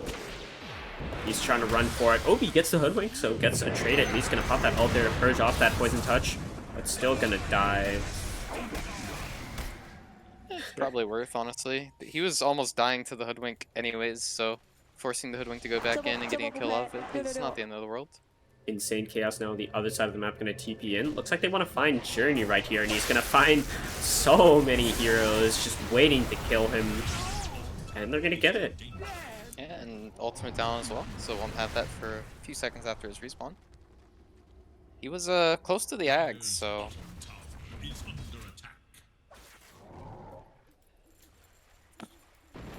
I think they're at least playing the game correctly, playing around the map, trying to get stuff in here, but it is still looking a little rough for Heroes of Golf. They're going to TP in potentially to defend this tower. I'm not sure about that as the tower is already dead, but perhaps they go for the Necro? Stun off the mark, Edge Stamper will fall. Fume going to clean him up quite easily. But Sham prepped behind, the sneaky little CK, looking to maybe get a play from the backs. You get a curse onto the Wyvern. Oh, toss, backline, Bulljack's almost gonna die, but he gets the Grave off in time. He's able to keep himself alive and go for the run. They're gonna get the curse off in time. Can they get the damage onto the neck right here? The Sharpshooter gonna go through. Colonel Squid actually just gonna stay alive a little bit longer, but he still has that Aegis, so all that doesn't really matter. Fume now going in, does have the ult if he feels so threatened. On the other side, can they actually get the Necro in time? They can't, and now the Scythe gonna take down Insane Chaos. At least it's not onto the Razor. Silver Linings over here. The Age is still not gonna get burned over here. The Spirit Vessel, the Acorn bouncing back and forth, making sure he's unable to get close. Now he brings him in closer. Sham, though, gonna take down to the Vessel, and Jutsu Panda dies to the right click of Fume. Going through with no cares. Buybacks coming in full effect. They're looking to get something out of this in here. They're able to get the stun back onto Fume right here. He's gonna pop his wand and maybe try and get away in time, but they have the dust. Can they actually get this Weaver? They're gonna toss him not into the fountain just yet, but onto the steps right here, and they will take down the raid boss of this Weaver. Well, everyone hold your horses, because the highest or previous high net worth hero in the game is now dead for the first time. That is it was almost still a like favorable trade for FrostFire, like getting the buybacks, but getting that Weaver at the end of the fight was huge. Oh yeah. And no Aegis for a bit as well, so nice little window for Heroes of Golf to potentially come back into this game a little bit. Just killing that Weaver made the goal change worth it.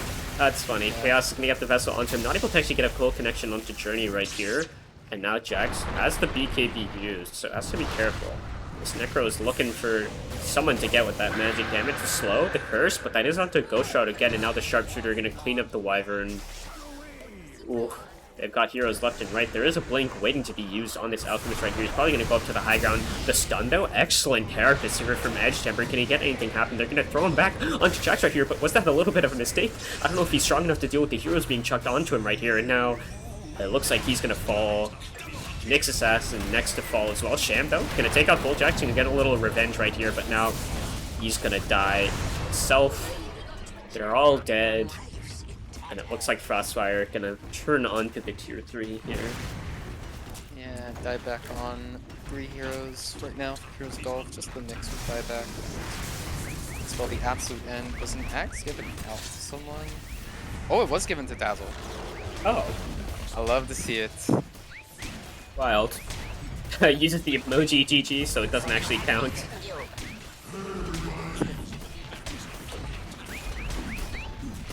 Unless it does. That would be kind of funny if FrostFire is forced to go to a game 3 because of that, but they're gonna pop a fort, but this little range creep actually stayed alive long enough to make sure there's no disruption through the back door. I can give him one. Oh my god, the courier. It's on a mission. Go, go, go.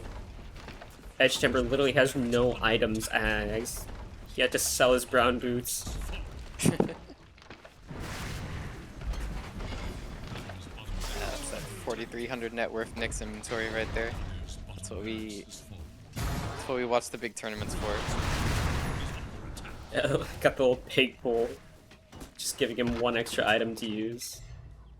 Alright, let's see if they plan to make something happen here on this last tier 3. Probably go out with a little bit of a bang. They're gonna see the burrow come through. And now the plasma field coming out. There is a BKB as well. Insane Chaos in the backline's getting huge damage on Fume, but he's able to get the time lapse off, return all of it back to him. He has his health, but they're able to get Colonel Squid. They actually don't lose heroes, and now Bulljack's to stun. Oh, that's actually unfortunate. The stun came out, so they don't actually kill the Dazzle just but they pull him back into their grips. Oh, what a beautiful Carapace as well, keeping the Alchemist here stunned down so Shamrock can hit onto him, but the Bushwhack again. We on this Hoodwink playing out of their mind will get thrown up into the air and taken down. Fume is still a hero. This Weaver is still the strongest hero in this game, but they will hold. Heroes of Golf not willing to bow out just yet out of the PSGS Invitational. Liquid are doing it. Yeah, I mean, they find 3 clutch kills there. I don't even think the Dazzle Axe was used. So, missed opportunity there. Again, you know, to refresh. They're going Soul again. Ring on Alchemist.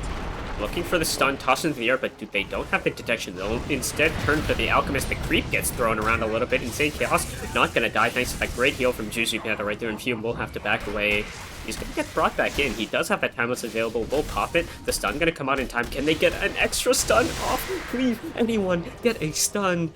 Oh no. Insane Chaos, what's the timing on his blink? He has 1 second, but he has no mana. Oh my god, the Sharpshooter from downtown. Shem, he's trying to armlet toggle, hide in the trees, but Fume catches them. Just sigh. Oh dear. And now the Weaver running up wasn't even hit by that dust. They're gonna pop the Glypnir. Great Ravage out from Edge Chamber right here, but the curse? Oh my god. Oh my god, they got him. Great play from Juicy Panda right there, able to get some kind of kill, and now Colonel Squid, he does have the Ghost Shot available, plus the Radiance, so he is kind of hard to deal with, unless they can stun him down, unless Edge Timber with the Axe is playing out of his mind, and now we gonna get saved by that Grave right there, still running around the little squirrel, trying to figure out something to do on this high ground right here, but the Plasma Field coming through, just another hit. The Sharpshooter, barely channeled, so gonna do no damage at all. Yeah, I mean, you know, this Axe pickup, it's paying off. Oh, there is a smoked concoction being channeled right here, so they are going to lose the Wyvern, but there are 4 Heroes of Golf left still. They're not willing to let these racks go. They're going to make them work for it. The 4 staff away. Gonna keep Journey quite safe. He's gonna go for this Wind Waker item next. He's got a Yule's arriving on the courier. Poison Touch through. Looks like this Axe on Nyx is actually coming in clutch. He's got the boots down as well. And Dust, so quite a lot of net worth now for this Nyx. Not too shabby. Yeah, I mean, all these kills are just like huge amounts of gold swings just due to the gold leaf from FrostFire. Oh, Jack's gonna get stunned up here. The Poison Touch as well, plus the Bushwhack. Acorn's bouncing back and forth. Sharpshooter, is it gonna connect? It's gonna hit onto the Nyx, and Edge Timber's gonna die. Does have the buyback, but Insane Chaos as well. They're gonna get the curse off, but there's actually no heroes in, but he blinks in. They blink in. Journey, he's looking to kill off his Necrophos player, not looking to live through the night. Colonel Squid gonna get brought under the tier 4s, and he will die, but the last tracks, they're going down. Fume, he's looking to be an objective bait scammer, gonna have to back out just a little bit to stay alive, but now the hero's gonna come out onto Jax, keep alive a little bit longer. Sham gonna pop that ult, gonna beat off into the Weaver right here on the other side. The Alchemist caught here on the high ground, not sure exactly what he's doing here. Journey's gonna cast stun onto Sham. Looks like they're finally gonna get the CK Jax, gonna buy back into the game. Nice double stun from Edge Timber again. Burrowed here, staying alive, keeping his team alive, keeping these racks alive. Jack's gonna get the link off onto Fume. There are still 4 heroes available for FrostFire. Simps, he's gonna dodge away from the tree, but he's gonna get stunned up, put under by the Cold Embrace. How many buybacks do you guys have? Oh my god, let's see here. All buybacks are actually not available here. There's a little bit left for gold and things like that, but oh, another concoction stun going in. He actually stuns himself. Oh my god, can they get someone in the fountain? Insane Chaos, he's pinging, he wants someone in the fountain to bring him in. They're gonna get him a hit or 2. They're able to get Journey, but they do lose their racks. Mega Creeps have finally been claimed for FrostFire. A bloody fight, as it feels like it's been like 6 minutes for them to do it. Oh, Bulljack's gonna die. They do have Fume as well. Do they have the stun? They can't get it off in time. Whew. Well, I mean, Megas are going to be a tricky ask for... Oh no. He's looking for a Scythe, not Jax. No. Oh, Insane Chaos, the sharpshooter from downtown, gonna take him out. Sham, though, able to get the turn kill onto Colonel Squid, but Fume, do they have the Nyx assassin? They need the Nyx to knock down this Weaver and take him out. And Sham, he's still looking for his nemesis, the Hoodwink, the Squirrel. He's gonna try and take him out, but he's juking in the trees with the illusion. Fume's just a little confused, doesn't know where the CK's gone, but now that the Mega Creeps have given him vision, Edge Timber, he's not close enough to keep him alive. Ooh, he dodges the stun with the time lapse, and oh my god, another buyback from Heroes of Golf. And they still have this Nyx assassin nestled in the tier 4s here, unwilling to let them fall. Yeah, you know, we watched Heroes of Golf last night struggle to go high ground against a humble Korean Nyx assassin. You know, nearly carried the Vandal Faceless Void into the closed qualifier, or to the bracket stage of this tournament, and you know, it's nice to see the Nyx Assassin Axe do a lot of work here, but oh, Insane Chaos coming through, able to kill Wee, so they've got the Hoodwink down, but oh my god, the damage here. Bulljax, he is protected by the Grave for a little bit longer, but the curse is longer still, and he's gonna get the kill here. Now Fume going in, he has to be a little careful. The one hero that can actually stun him down, he's dropping. On the ground. Wait, whose items are those? Oh, those are Mantles of Intelligence. Oh my god, what in God's name is happening? He's time-lapsed in. He's actually gone to the other side, deeper into the base right here, and now Colonel Squid back into the game. Another concoction being channeled, taken out. The tier 4s dying to the Mega Creeps, though. Those little creeps will keep things going. Another buyback from Insane Chaos. They have buybacks galore to go around for everyone, and now Fume gonna have to dodge away into the trees. But they also have to keep a watch on their creeps. He's able to get the BKB Tracer.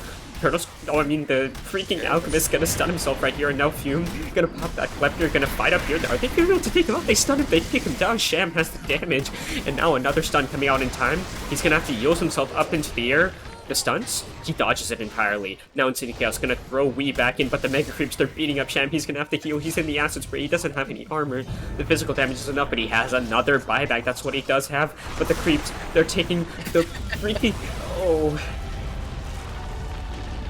I mean, if there was a game to convince Valve to add buybacks to the chat or to the post-game stats, I think this is the one because we saw maybe I wouldn't be surprised if like someone said there was 15 buybacks. I would not be surprised. I think it was less than that, but like if you told me it was 15, I would believe you. I think like But every single one of these dips is like a buyback here, and there's yeah. so many of them. Oof, but yeah, I mean, great draft from FrostFire Simps. You know, they were able to kind of go for that lane counter type of draft. I thought the Alchemist pick was pretty solid. You know, even though it didn't have the traditional Ags carrier, you know, the first Ags or the only Ags went to Dazzle.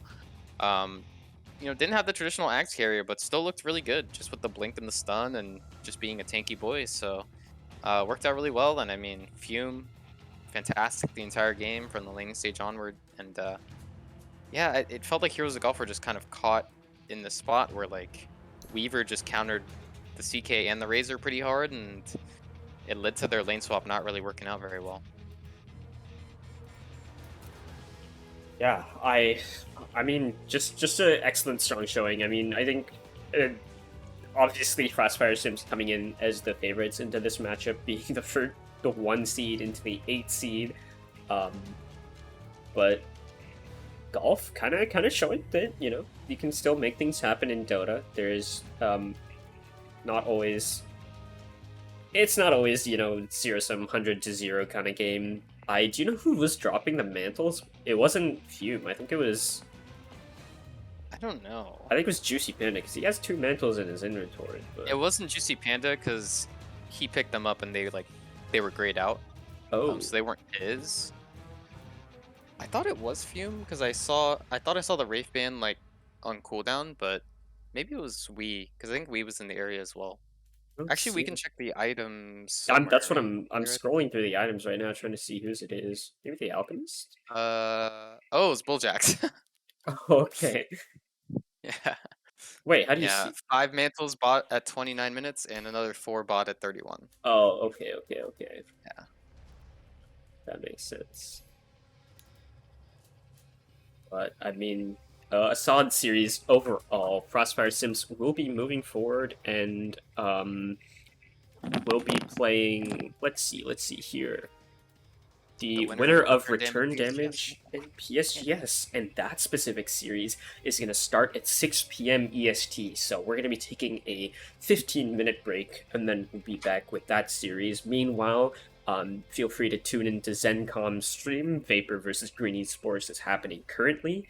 And then after that, you'll have Bazinga Boys and Walk Like You something. I don't know what the rest of that team's name is, but I'm sure it's wonderful.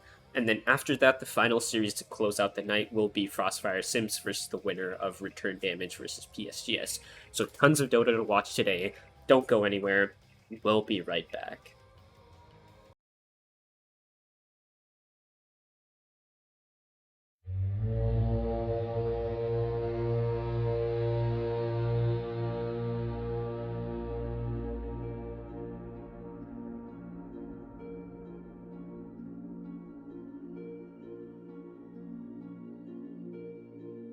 Raise your weapon, sing a song. War is here.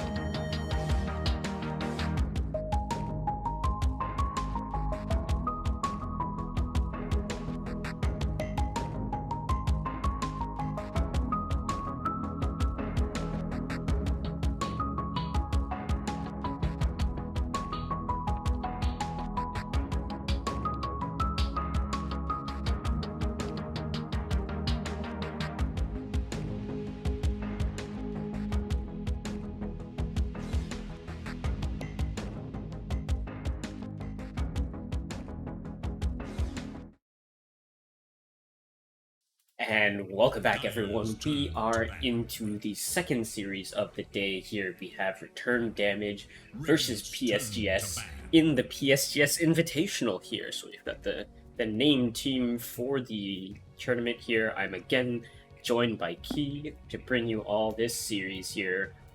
Yeah, should be pretty good. Yeah, this is not a topic we get to talk about very much in esports, but a home field advantage potentially for PSGS. A Yeah. lot of people in the crowds cheering for the tournament hosts, but That is a play. Can somebody tip this man? a lot of times we'll see in professional sports, home field advantage is not necessarily a huge thing. Sometimes it can be a lot of pressure, so it'll be interesting to see if PSGS can step up to the plate. This is our 4 versus 5 match, I believe. I can't remember which team's 4 and which team's 5. I think PSGS are 4 because they chose side. Maybe not actually, but I will double check for you. Direct invite teams. Wait. Where's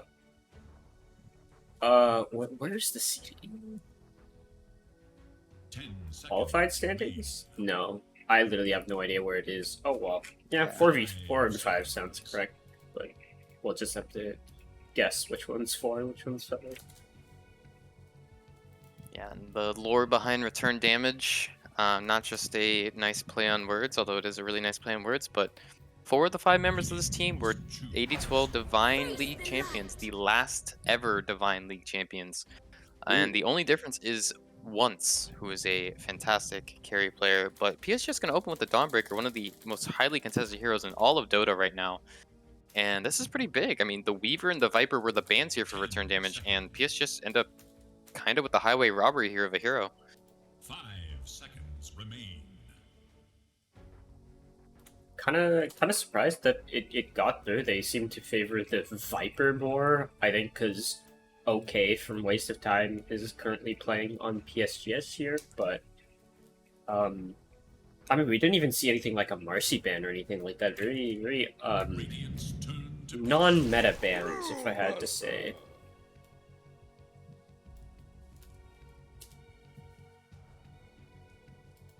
Yeah, and the Brewmaster picked up for Return Damage. That is one of the Herbie the Bird specialty heroes. So, dipping back into the old history books a little bit here. Pretty potent hero for sure, but PSGS are a team that loves their Juggernaut, and Juggernaut is a hero that loves playing against Brewmaster. So wonderful to see it picked up here. Yep. Read them just like a book. I mean, you get Rusty and Jamikin in the same room, and Juggernaut's going to be the first word that comes out of both of their mouths. And, this is a fantastic Juggernaut game. I mean, one of the better heroes of this patch. Hasn't really gotten the same love at the DBC level. I think at the very, very top level teams have exploited it, but I think every bracket under, like, very high Immortal, it has, like, a over 52% win rate or something like that. So, yeah, that would certainly qualify for this tournament, and yeah, it's a really nice pick for them. It is Radiant's ban. That is a play. Can somebody tip this man? Quick bans coming out. They're going to get rid of the Enigma for Naya. Make sure that can't be picked up. Fathom Orb's Puck just recently hit Grandmaster on that.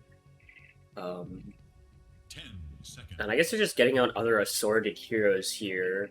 I think it's clear that PSGS, there's, unlike last series, there's a little more like crossover with players that like know each other or have happened to like play against each other or something like that.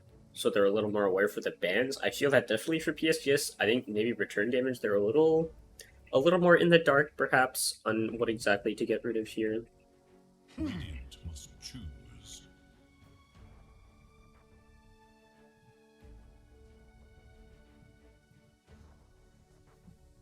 Yeah, it'll be interesting to see DP Kunkka Zeus, Return Damage. Probably looking for another. I mean, they definitely want something that deals with Jug. Shaman's like a nice follow-up stun, but if Jug goes in with spin, I mean, Shaman just dies, so they're gonna need another answer. Like, ideally, you get something that can chain stun the Jug so that Brewmaster can actually, like, use Split against Jug.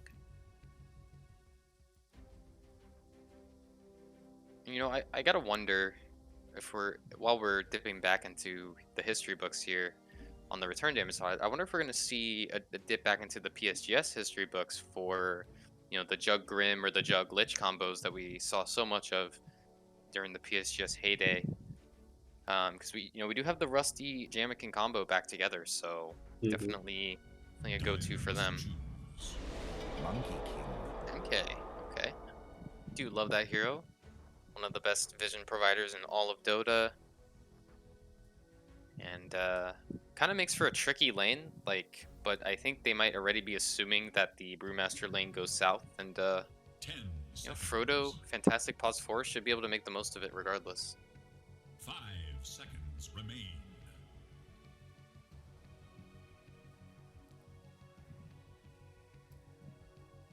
They've got their chance to respond here on PSGS. I mean, I think I like the Lich from... It's just such a simple combo for them to kind of execute, throw out there, but... Yeah, I think Lich or Grim would be fine. Maybe Grim is like slightly better for the Shard Dispel later on in the game. But I don't hate either. I think both of them shut down Brewmaster MK pretty hard. So it'll be interesting. I mean, yeah, I can't imagine this is like a Naya pause 5 Monkey King, so alright. Tiny. Potentially still some options here. Dawnbreaker can be flexed, Tiny can be flexed. Both of them possible mid laners, both of them possible position 4s. 5 seconds remain. Both of them pair well with Grim or Lich.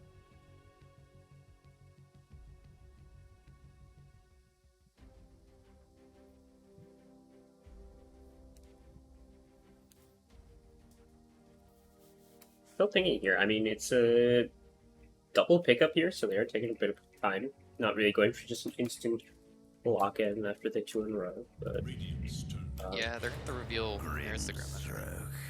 Yeah, I think that's the best option. I mean, Inkswell on Tiny and Jug gets them in fights faster, allows them to kind of shrug off some of Brewmaster's abilities. It's a nice instant silence too for the Brewmaster. So they wouldn't have gone wrong either way, I think, because Lich offers some similar things, but pretty nice combo there. So one of the Dawnbreaker or the Tiny will be a core. Possibly both of them still, but I can't imagine there's another support that you would want right now, unless this pick here from return damage. Sky Wrath Mage. Okay, so it looks like they're gonna show. It looks like they're gonna show core Monkey King. I mean, Fathamorg is a bit of a wacky, fun player, so this could always be a Skywrath mid, but most likely they are showing the core MK, which I actually do like here. Fairly decent matchup against Jug. I mean, you have the arena to avoid Omni Slash. You don't necessarily die super easy to burst combos. Only real concern would be Dawnbreaker cutting down your tree, but other than that, it's a pretty good MK game right now. Yeah. And there's no Viper, there's no DP, there's no Razor. So a lot of the annoying, even Enigma, so a lot of the annoying offlaners that MK doesn't like playing against are already out. So might want to get rid of like a Bat Rider, possibly. Yeah, Bat Rider's probably like the worst one remaining. Venomancer's like not great, but not the end of the world to play against. 5 seconds.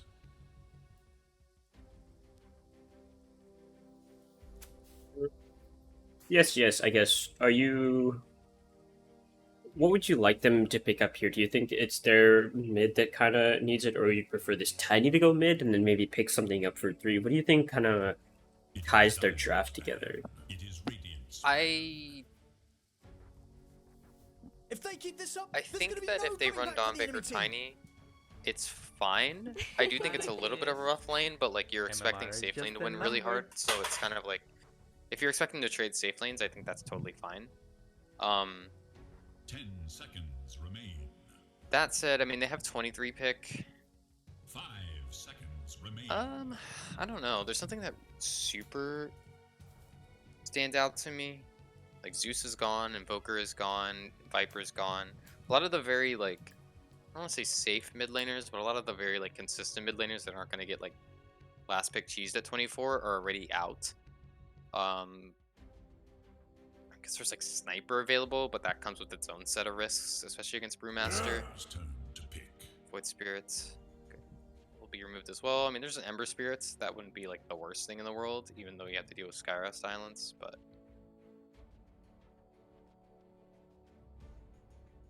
Honestly, if I was them, with Batrider in the pool, I probably Dawnbreaker mid and go Batrider, and if they last pick Oracle, they last pick Oracle, because then they're running Skyref mid.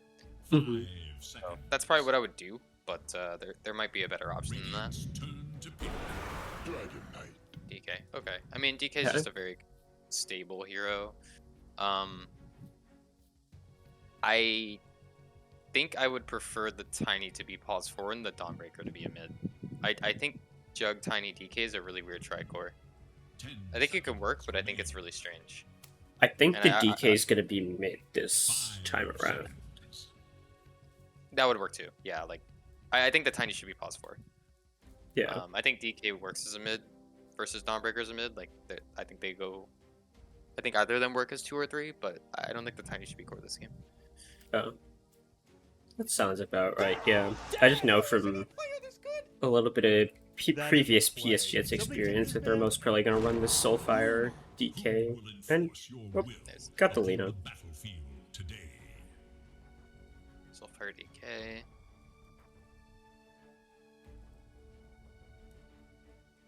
And OK Dawnbreaker. Is Futex out there pause 4? I think I know OK is normally an offlaner, so. But maybe they're swapping around, because I believe Futexo is like their immortal player this time around. Yeah. Yeah, so maybe they're doing. I have to imagine it's Tiny 4, Dawnbreaker 3, but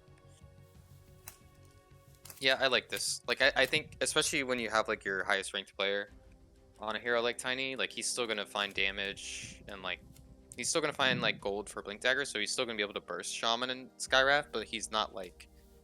He's not going to grief the game by going in on those heroes and potentially dying. He can just like go in with impunity and like make life really difficult for these 2 return damage supports. And I think that's like what they need. Yeah. It's also like just a nice playmaking hero for.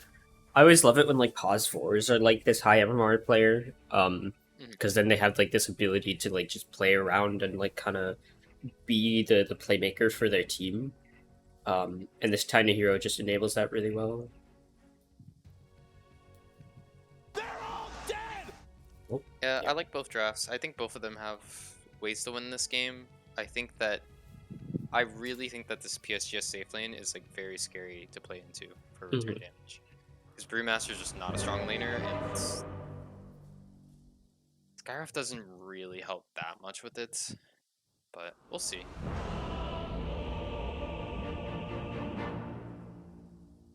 Got the Viper previous match. Maybe well worth a ban, but we'll see here.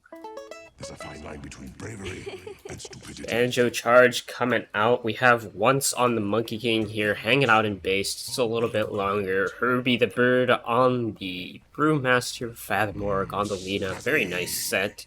Naya on the Shadow Shaman, and then Frodo, of course, on this very, very flashy-looking Skywrath Mage. On the other side, PSGS smoked out of their base, looking for something. Probably won't find it since the other team's on the top, but that's okay. Speaking of okay, on the Dawnbreaker here, up leading the charge, we've got Fufexo on the Tiny, Soulfire on this DK here, Rusty on the Grimstroke, and of course, running it out, Jamokin on the Jug. Look at that. Yeah, both teams making rather similar moves here. MK hanging out as a courier right now in the mid lane. Waddling back and forth, not going for any courier killing of his own, as they actually do have their 3 couriers over here, but not gonna get taken out. And it looks like, yeah, the Tiny is, of course, the pause 4, just has the boots. I'm not sure what the other item... Oh, it must have been Porrid's. Oh, they might get the Monkey King, but he's actually so much faster. The battle. Jamoken showed it and he got spooked. Skateboarding. Yeah, we'll go with that. Skateboarding. Oh yeah, I was gonna so say skateboarding bird, but you know, might have just created a new hashtag there. So we'll go copyright that real quick as the game starts. it actually has a really cool animation. Oh, Yeah, it does. I could watch that all game. I hope he never goes for a CS. Just... oh, they're gonna do the mid shenanigans, but they're not actually gonna get it off in time. You know, they're not gonna get a kill on either the Lina or Naya here on the Shadow Shaman. If he's able to cancel his TP, that actually could be so value. Oof. That would have been an excellent start for Jamoken there, but where is the other support actually? Frodo on the other side blocked off this small camp, so be a little slower coming to lane, but still comes in with a little bit of bang with the contested shot.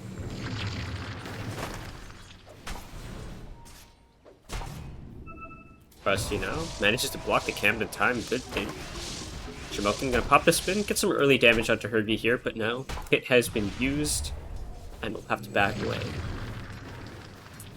Yeah, level 1 spin is still pretty long cooldown, so that is one nice window, but only the Thunderclap on Brew, so you're not going to see like some crazy Cinder Brew spell damage build, which he shouldn't go anyways because it's Oh, Naya got topped under tower and is now burning down to the Celestial Hammer and will die to the creeps.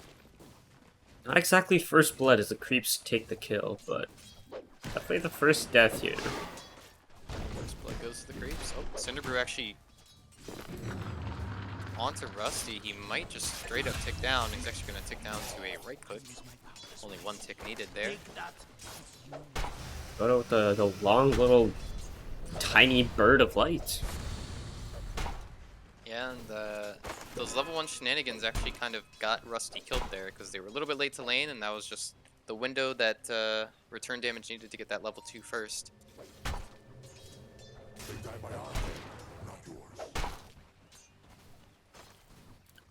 Looking over to mid real quick, Fathom and Soulfire. Pretty neck and neck in CS right here. Looks like we've got the bottle done on the Lina as well. Not actually gonna get that range creep right there, but I mean, I think things are just pretty even between the two. Soulfire not actually going for any points in Dragon Tail because when are you gonna get close enough to use it on this Lina? Yeah, bottom lane is going very rough for PSGS right now. 15 Oh, and 6, Hex. 4 and 0 for Dawnbreaker.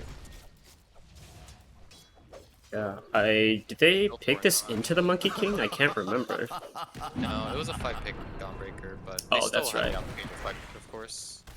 So like they saw the MK and picked the Tiny, so they removed. I guess they still didn't remove the flex potential, but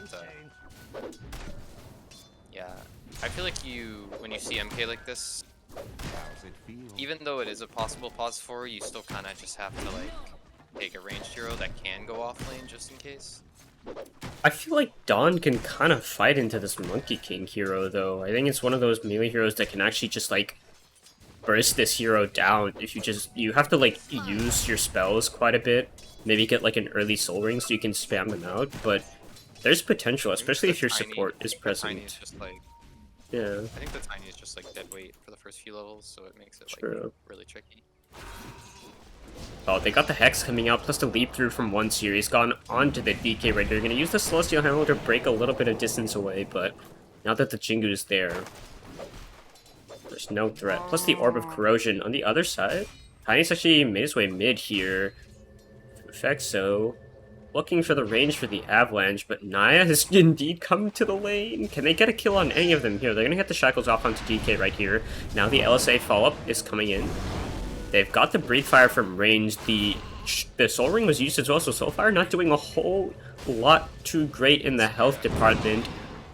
Has to be really careful. They're going to lose the Courier coming through onto the Tiny. They're going to get the Shackles as well, plus the LSA onto the Tiny. Nice Avalanche off onto 3, plus the Fire coming through again from the Dragon Knight. So no heroes are going to die just yet in the mid lane. You know, 3 intelligence heroes loses to 2 strength heroes. That's the rock, paper, scissors of Dota, I think. This does mean that the Brew was left alone top, and both cores were left alone bottom. So let's see if any of them are able to really get anything out of this. It looks like the Monkey King is the one enjoying this the most, 30-9 right now on the CS. Yeah, he's off to a great start. It'll be interesting to see if he goes for a Battle Fury type build or if he wants to get into the game a little bit earlier. Oh, Tiny has to be kind of careful right here. They're going to get some burst spells coming out. Rusty Young is going to die topside. Meanwhile, Naya going to get the shackles off onto the Dawnbreaker right here. But the leap forward onto the Tiny. Going to get cleaned up by the Monkey King. Plus a long range hit just to show who's boss. Yeah, he's done a pretty good job of keeping equilibrium overall. A little bit, a couple of mistakes, but for the most part, Dawnbreaker's barely been able to walk up at all. And yeah, at this point, Tiny kind of has to like drag waves for Dawnbreaker to even have a lane, but spent so much time away from the lane that kind of been on an island here for the. Oh, a kill for top. They're gonna lose Jamoken under the tower though. Frodo able to clean that up.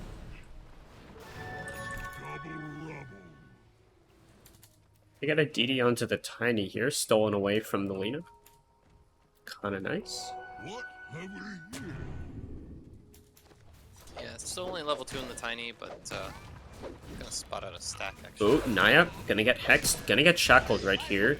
Can they get all the damage they need to keep this Dawnbreaker in the dirt? I don't think so. Just barely gonna get away with the Celestial Hammer. Potentially needed to hold the Boundless Strike there for the opportune moment. Yeah, probably he had to wait until the hammer was thrown and then stunned so he can't go to it right away.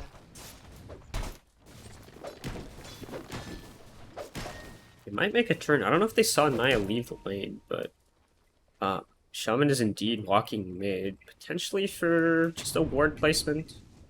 Oh, Kirby in some trouble top. Oh, spin.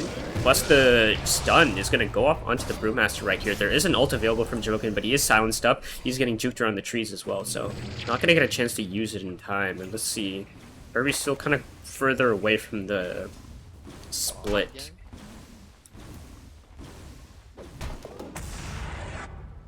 Still has a Jingu charge. Oh, jumping in onto OK. Ooh. Keeping him honest.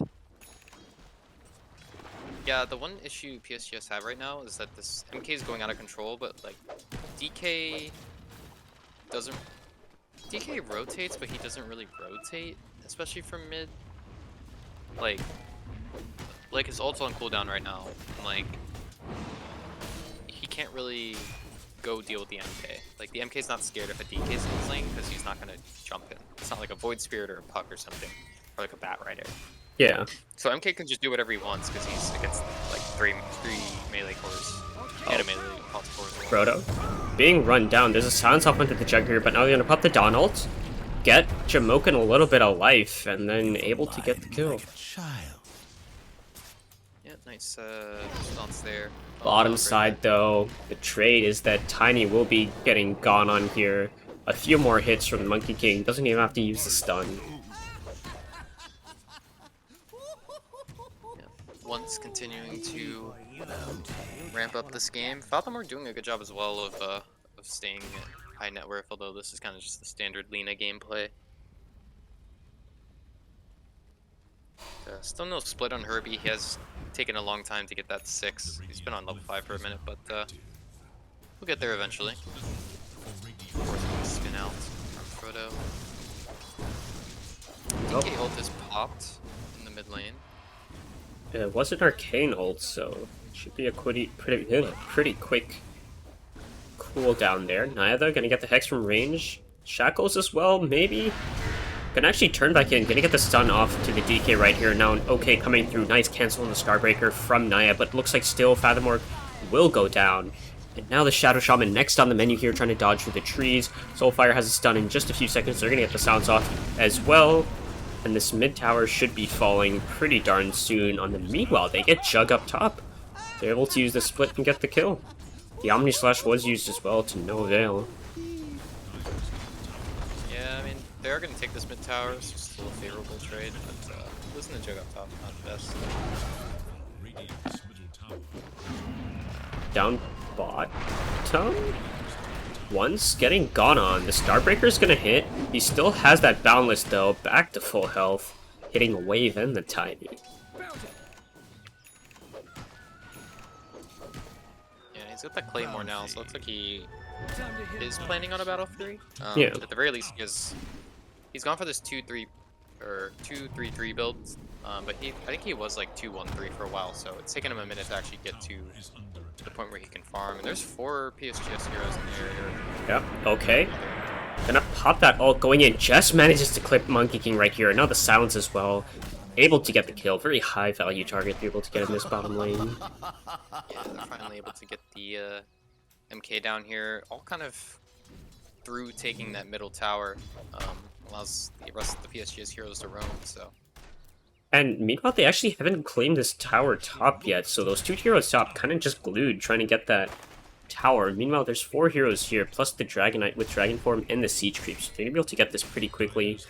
Naya really can't hold it by themselves. They are going to bring Frodo with the ult. Yeah, Naya does not even have a point in Q, so. He's got shards. It has the wards as well. They spot out the Shaman for like half a second right there. And they take out Shaman before any spells come up in time. They are going to get Naya very quickly. Now Soulfire stun onto Frodo right here. The ult has already been used, so not a lot of spells available from this Skywrath Mage. Once though, jumping in, looking to turn this fight around. Very nice balance onto 2. The buyback from the Shaman as well. There's 5 heroes from return damage in the bottom lane. They're looking for more, but it looks like the support should be able to walk away with their lives. Yeah, nice rotations there. Buyback ended up not being necessary for Naya, but had to give it a shot. Now, potentially they're going to take this offlane tower pretty quickly. It's already about half health from the laning stage, so they have the power of the Shaman Force. Oh, Soulbind going to come out. Can they get any more? Maybe this kill on the Shaman would be pretty clutch. The silence was the Boundless. Able to keep Rusty at bay. Well, they forced some rotations, but still no towers taken for this return damage. Quad and pinging out, or someone was pinging out top. I'm not sure which team it was, but Herbie. it was pinging Herbie, yeah. But maybe it'll die to creeps, but might just be trading safe lane towers here, which is not the best. And you know, we saw it last series, but Juggernaut has kind of been AFK farming for a bit now, which is always ominous when you're giving that much space to the enemy farmer. Yeah. I think they just caught Jug in the scan, but again, they don't really have really amazing like gap close or catch there.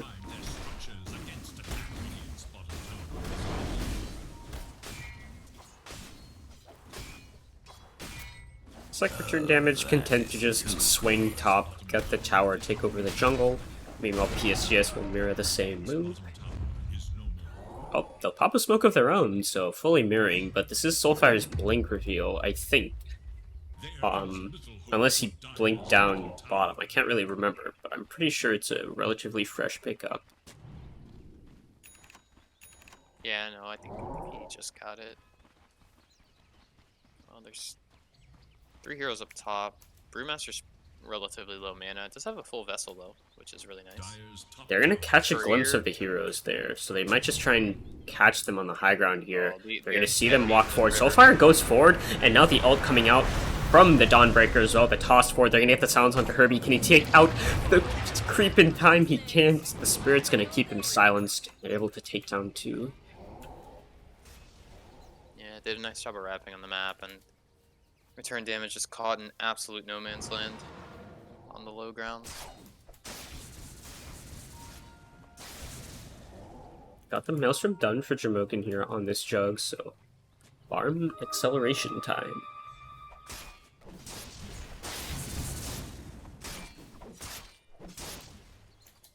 Meanwhile, Monkey King's still a little bit away from the not BKB, Battle Fury. Oof.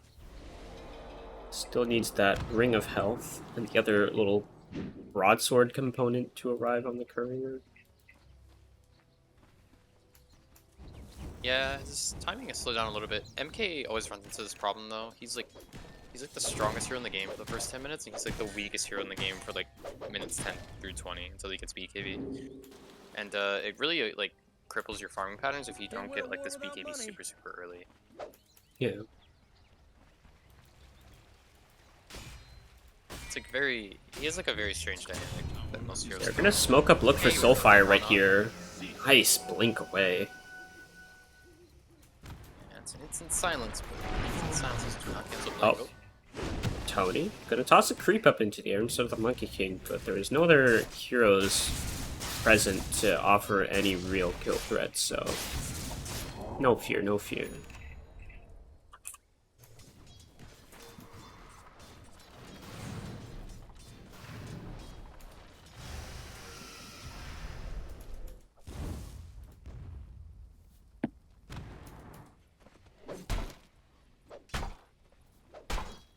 Oh, they do have some nice vision here. They got this ward, at least if they didn't get Soulfire in the top side. Meanwhile, PSGS does have a similar one down bottom, but they aren't playing as deep into the enemy jungle, though, as return damage are.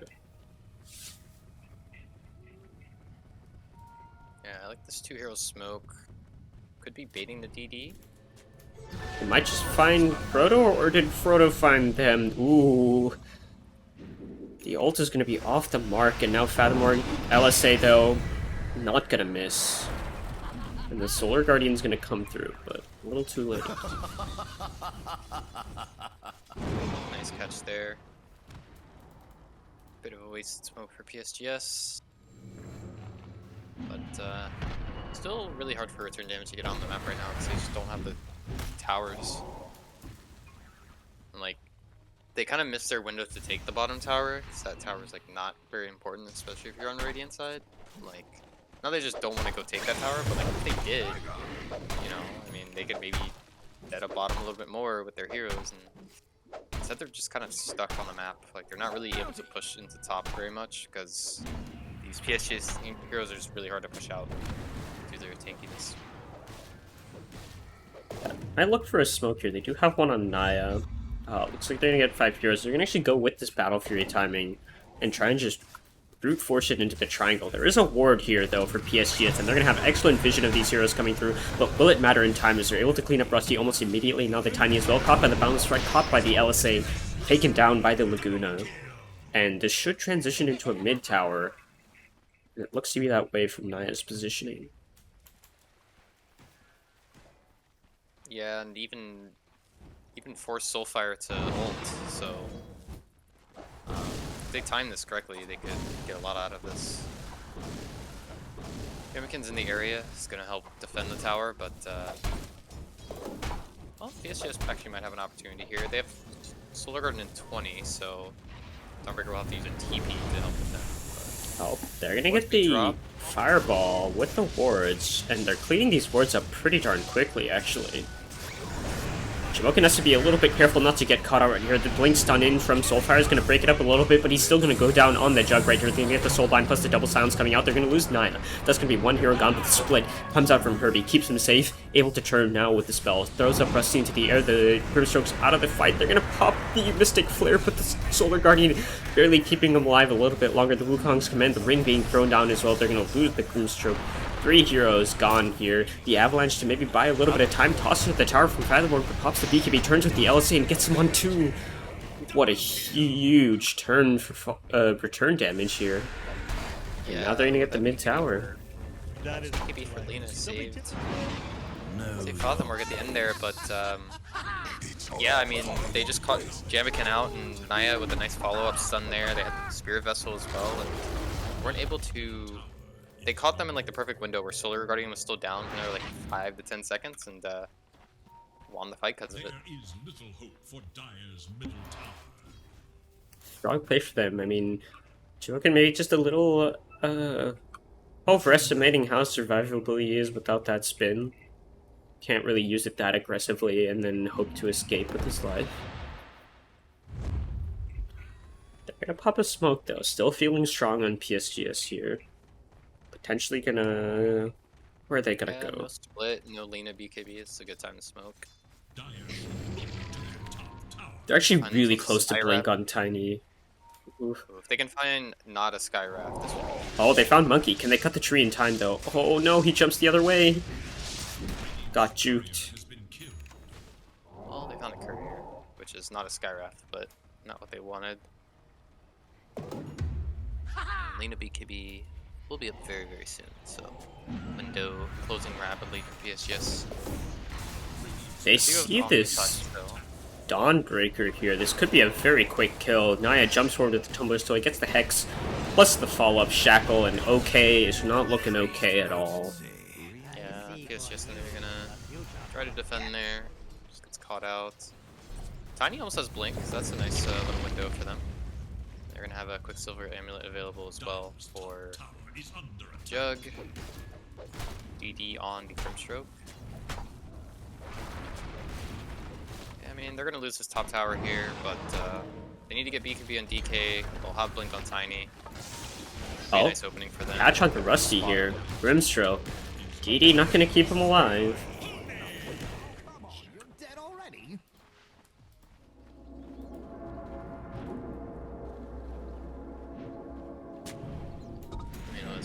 The Radiant side advantage stream today, Licky. I mean, 3 games. This top tier 2 just dies. It was the first tier 2 to die every single game. Money to burn. I guess. I don't know. I forgot who chose what this time around, but I believe PSGS chose Dire, but they... That checks out. PSGS is Dire favored. Yeah, but I do think return damage are the higher seed. I don't actually know though. Yeah. PSGS does enjoy their Dire, but they might have to switch it up, I think. Maybe for game 2. We'll see, we'll see. Still is only a 5k lead here for return damage. Yeah, still plenty of game to play. This Blink on Tiny has not been used in a fight yet. It will definitely change the way return damage have to approach these fights. And Lina will need not an additional BKB, not a refresher necessarily, but an additional way to survive fights once this BKB gets lower. And once PSGS have more damage, because this hero falls off in terms of its survivability. The damage is always relevant, but Okay, top. Gonna lose the Starbreaker spell immunity, now get jumped upon. There's a stun just waiting to happen. Once there, also, oh my god, just happens to get the stun off onto Jamoken right there, and was not able to get a kill, but Frodo on the other side is gonna turn off onto Rusty right here, gonna use the Mystic Flare. Just get 2 quick cleanups for them. And potentially a third? Soulfire? Walking forward here. Should know that this is a little risky. Once is searching, has a tree jump potentially. Nope, gonna use it to run away. Follow some illusions around, but that's not the play. Soulfire is actually still standing here on the main hero. He's about to get surrounded by potentially the entirety of return damage, as Jamoken has a free BKB to get him out of there with that spin, but Soulfire does not. Yeah, this is kind of becoming a tricky Jug game, because he technically had a great go on Shaman there, he was able to get the spin, but then you can just feel it, he has to back up midway through his spin, or else he's gonna die right after it, and wasn't even able to take out the Shaman, so it's always a sad sight. And this could be another tier 2. Ward's gonna go down. They're gonna get the catch maybe. Jamoken has that spin coming through. He's gonna phase boots through the wards here, but now the Wukong's command has been thrown down. The Omni Touch is gonna come out in time. Pathmore has the BKB, but is it enough? Use the Shadow Amulet. That's what keeps him alive through that entire... Oh my god. He tanks the Laguna Blade to the face. And just a singular other right click on the other side of the fight. Frodo, somehow a little further in. They're gonna toss the Monkey King into the air so he can't get anyone further, and now Soulfire, potentially a stun onto once right here. He does have a BKB of his own if he feels so threatened to use it, and he does at this point in time. There's gonna get a stun up from the Earth Panda, now the Power Strike kills Rusty in the backlines with the LSA follow-up as well. This Monkey King is undeniably the strongest hero right here. He's gonna jump in onto OK, toss up into the air once again, but the stun again from the Earth Panda is locking them down. It's keeping them in this game. Fathomore gonna get stunned down, the Avalanche as well. Perhaps a little bit too much of an overextension here from return damage. There's a buyback from Rusty as well. Can they get something onto the Tiny? They won't.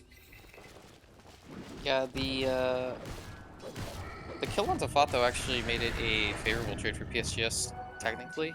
I mean, they did still lose their mid-tier 2, still used the buyback, but losing Fatho at the end was not great. But overall, I mean, it's just a nice find, and like, you could see, you know, Jug gets trapped in the wards, and like, he's kind of just stuck. Like, he has to ult for it, and the Shadow Amulet from Fathamorg was perfectly on point. I mean, we'll see if Giamma can opts for some dust in future fights instead of like Bowling Blade, but yeah, nice fight there for return damage. I mean, at this point, I think we're all just wondering when return damage will take Roche and attempt to siege high ground.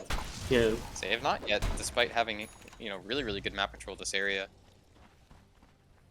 But maybe gonna look for it now. They have wards up in 17 if they want to use those for Roche, but probably not necessary. Oh, I love Oh. Maybe gonna look to camp their vision, at least from afar. Herbie. Well, you're gonna just walk in.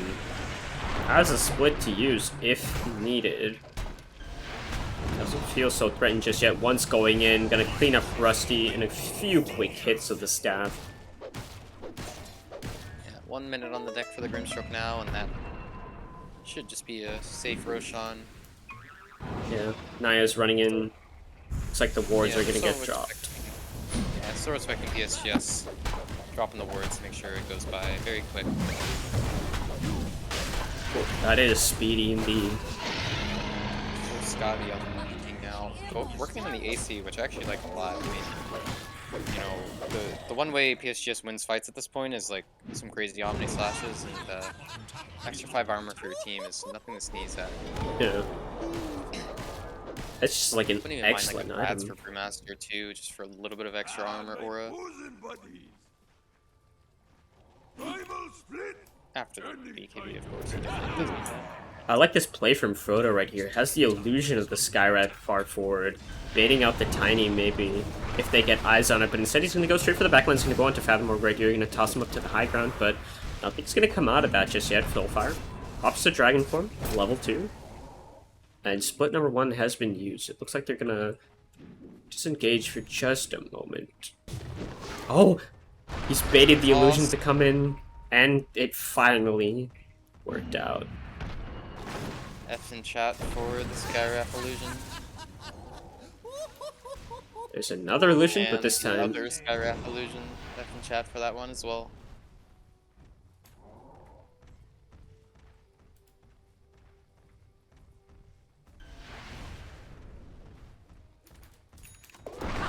Like return damage gonna appear on the other side of the map just super quickly with these 3 heroes. Looks like they want to go for this final outer tower here in the bottom lane. You know, one thing return damage did really well this game was punishing the Dawnbreaker when she had ultimate up. Cause like it just felt like every time OK went to a lane, like return damage were just collapsing, and it really hurt PSGS's ability to play the map because Dawnbreaker is like supposed to be able to push out waves safely, and it just never happened. In fact, like it kind of griefed their team fights because Dawnbreaker was always dead. So, and now Dawnbreaker's just in the base because that's what happens when you die like 3 or 4 times in the map.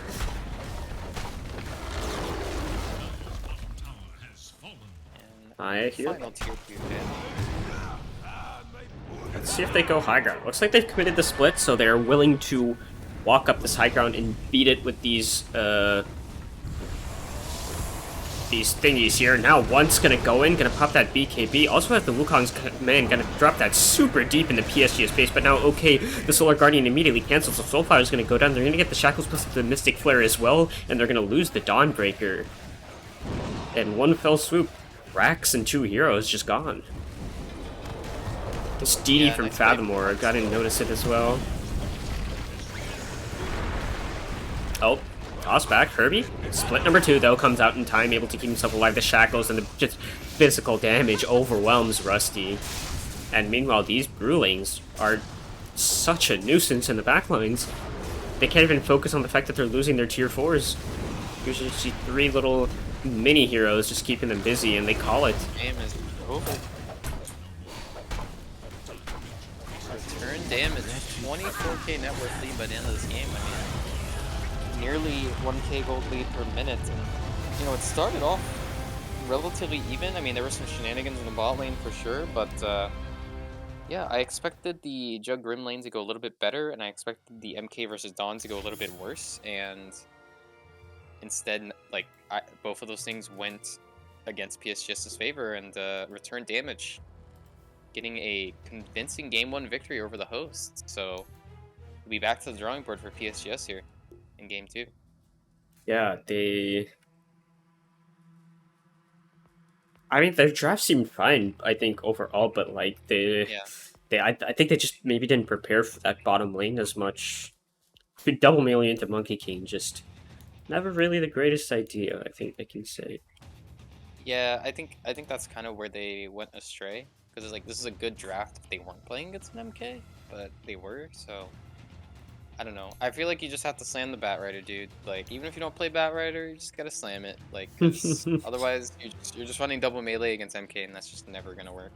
Yeah, it's a rough strategy to try to make work, but PSGS does have another try to pull something out of their hats, their collective, either one large hat or 5 smaller hats, as it is a best of 3 series. But we'll be back very, very soon for game number 2.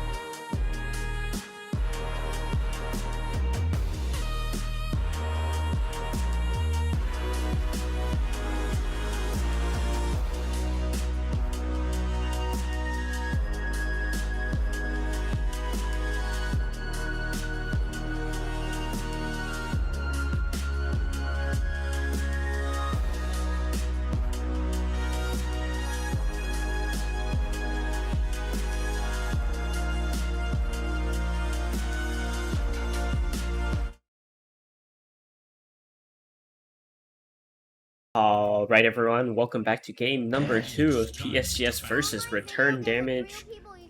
I'm once again joined by Kiara to bring you all this wonderful, wonderful, wonderful series. And we have a Wyvern and a Viper band. Yeah, it's back to the drawing board for both teams, it appears, but we'll see if that does switch up. There is a bit of a swap of pick order and swap of sides, so first pick and Radiant going to PSGS. Second pick and Radiant going to PSGS this time around, and first pick and Dire going to Return Damage. The Weaver also banned out. And one note from the chat, the player we referred to as once the whole game is actually known as Once, or 11 in Spanish. So sorry for that, but you will be hearing my Spanish accent the entire time as I accurately single out Once as one of the star players from last game. We'll see if that performance can be repeated this time around. Yeah, definitely a strong one. So then the entire name is Once Torovic? Interesting. Yeah, that's That sounds don't better know than Once Torovic, honestly, I'm not gonna lie. Yeah, that would make more sense, because when I was reading as Once Torovic, I was like, oh, okay. So sure, there's some deep lore there. I know the Damage org is always good about player lore, so we'll definitely be getting at some point. The Dazzle first pick here now. Again, some shades of the FrostFire Simps series. You know, we saw Bulljax pop off on the Dazzle. It could be the hero of the PSGS Invitational if it picks up another win here. Yeah, it's definitely quite a strong old fella here that's coming out. I mean, I haven't actually been paying attention to the Dota buff page for the tournament, but we do have the ability to track all of these games. Let's see. Yeah, I know the open qualifiers are on a different ticket. I don't know if it's like the TI ticket where they can do a sub-ticket type thing, but oh, interesting. Okay, let's see if I can locate the other one. Oh yeah, here's the PSGS Invitational ticket. Cool. So the Night Stalker Snapfire opening here. OK is a storied Night Stalker player, waste of time in the 82 Conquer division. Basically have this hero banned out every game against them, so definitely a solid option. Interesting that Dawnbreaker has been completely ignored, so looks like PSGS have tabled that idea for now, opting for the Night Stalker instead. And Night Stalker, a fantastic pick against Dazzle. I mean, once again, we talk about Goldfish Gaming strats leaking into the PSGS Invitational. We played Night Stalker against Dazzle last Thursday and won with it, so... Templar Assassin. You know, unfortunately the Weaver already banned, so we didn't see the Night Stalker versus Weaver Dazzle, but still a nice matchup there. But the TA pick is an interesting one. I guess that's technically also a Goldfish Gaming strat, although we lost with it. But TA has a pretty nice lane against Night Stalker, so... And I do like it paired with the Dazzle. I mean, it's not like some beefy melee support, but you do have a nice Poison Touch, like Meld, Strike, you know, level 1 combo. I would even like to see like some level 1 cheese. You know, you see like the TA just standing in the middle of the lane, getting a double Meld Strike with the Poison Touch. I mean, Night Stalker could die very easily if they're not careful. So yeah, the hero can get locked down, especially in those first 5 minutes. Yeah, the negative armor like could be potent for sure. So I do like it. They will have to protect the TA a little bit more. Already starting, of course, with the PL ban. But Once played a fantastic TA last game, and or MK last game. If it does end up being the Once TA, I'm sure it would be fantastic. But could be a Fathamorg TA too. It's not necessarily like the first hero I would ascribe towards Fathamorg, obviously, but I'm sure they have the ability to play it. I mean, Fathamorg plays literally everything, so could always be a mid flex. True. I can, if I tab over and look for the hero chart that they posted earlier today of all their Dota Plus levels. I mean, there's like like 18 gold tiers or something like that, and then like 50 silver tiers. Bronze are somehow the lowest out of all of them, or at least of the. It's pretty darn low. Not the lowest. That would be weird, but there's a lot of heroes in there that could be thrown out. I mean, there's even like super cheese, and then there's just like half cheese, and then just like the annoying mid heroes. There's a lot. Yeah, a lot of options for return damage. Usually better utilized when they have second pick, so they can get that 18 or 24 pick in, but still always some good options for Fato. Lina and Tusk banned down for PSGS right now. The Kunkka, one of the other bans for return damage. Not strictly a TA counter, but definitely would be a pretty tricky hero to deal with, especially with the Timber out of the pool, and I believe that's a Soulfire specialty, the Kunkka. Has a few Soulfire specialties as well, but see what the final ban is here. Still a lot of natural TA counters in the pool. Chaos Knights, Terrorblade, Grim. Yeah, Grim ban. Possibly trying to prevent the Jug Grim counter again, but be interesting to see. You know, one other thing to note, Herbie the Bird does not have a hero yet, and we've seen at least Bark Warden in 80-12 shine when Herbie gets that, like, 8-pick offlaner. So, if they didn't pick Herbie's hero on 8, then it's likely that return damage just are waiting to see what PSGS show. And right now they're showing Snapfire Jakiro, so. Do we know if Herbie's the Legion commander in Jordan? I am not sure. I know Night Stalker is one of the Herbie heroes. I know Timber, which has been banned, and then Brewmaster, of course, that we saw last game. So maybe, you know, maybe they're kind of taking a second, you know, just waiting and seeing what they have available to them. I do think Legion would be good here, but probably some other options as well. Wouldn't mind a DK of their own. They definitely want something that stands in front, though. Right now, TA and Dazzle are like your two dedicated backliners. Any more would start to get a little shaky. Yeah, especially We against could see one more, but Slardar, okay. Well, we saw this hero last series. Right now there's a ridiculous amount of negative armor. I mean, this is going to be a Terrorblade pick on 18 if this hero doesn't deal with Terrorblade. This hero has to deal with Terrorblade, whatever it is. I think they go Zeus and they flex it 4-2 just to deal with Terrorblade. Otherwise, I think they get Terrorbladed and lose. I haven't seen a lot of that hero lately. Do you think it's strong enough to be the pick here? I think against this lineup, absolutely. It owns TA. It's got a decent-ish lane against Slardar. And there's just like there's no magic damage or return damage right now.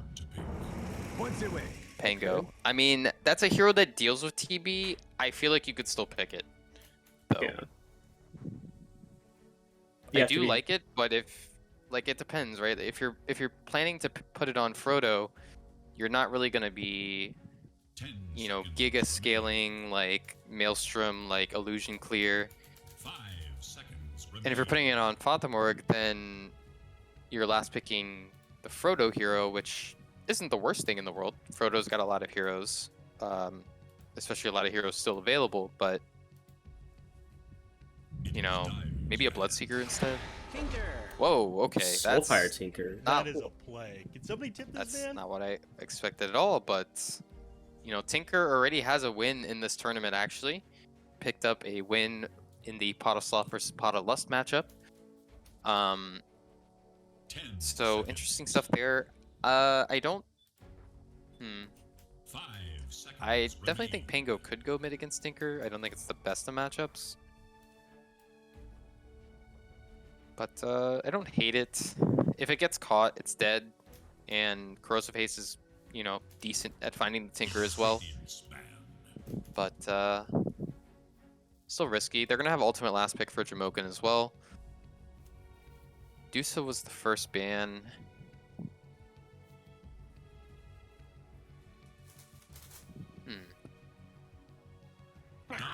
Return to ban. I mean, they already. I guess they don't see the full offlane here, maybe because Pango could be elsewhere, so they just want to give him like the best Yeah. lane overall. I guess. I don't know. 10 seconds. I doubt the Tinker would think- have gotten banned out. I don't know. We'll see. Yeah, no, I agree. I don't think the Tinker would have been banned, but I also think that they. I mean, I guess if they want Terrorblade, I have to imagine they want like Terrorblade CK or Bloodseeker, and they're gonna take whichever one is left available, and then return damage ban Dusa. So they're gonna get at least one of those two heroes. I think Bloodseeker is like a to specifically counter a potential pause for Pango is a little strange, but they could still do it. Like it's not a bad Bloodseeker game. There's a Zeus ban. This has to be a Terrorblade pick, right? Like they have to be setting up for it. If return damage pick something that can't be flexed to 4, like Invoker. Okay, well that's just the mid invoker, right?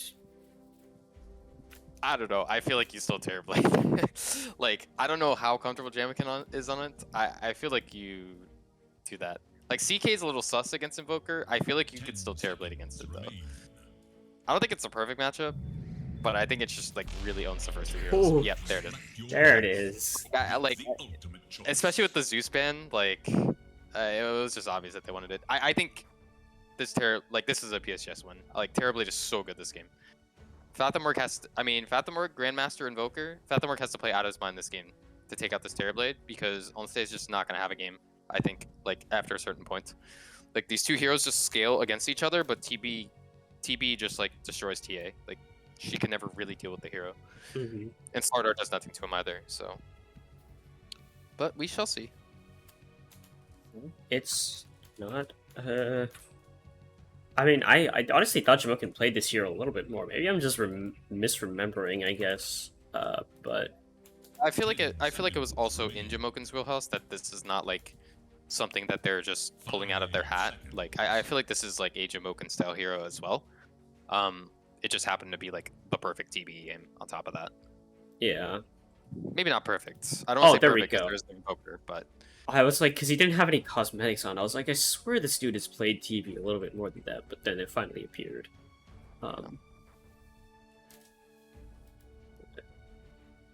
Yeah, I mean, I think you've been calling the TV since like halfway through the draft. It's definitely a strong pickup here. oh yeah. I think if I this see is- Dazzle TA Slardar, like it's Illusion Hero and it's TB's the first one on the list. If this is the game for PSG to win, I think this is potentially it here. They still have to play against. I think return damage has like the better like playstyle across the map here, but they've got like quite a bit of comfort coming out here on the side of PSGS, which also matches up into really good matchup itself. So, Yeah. it's a good formula for success.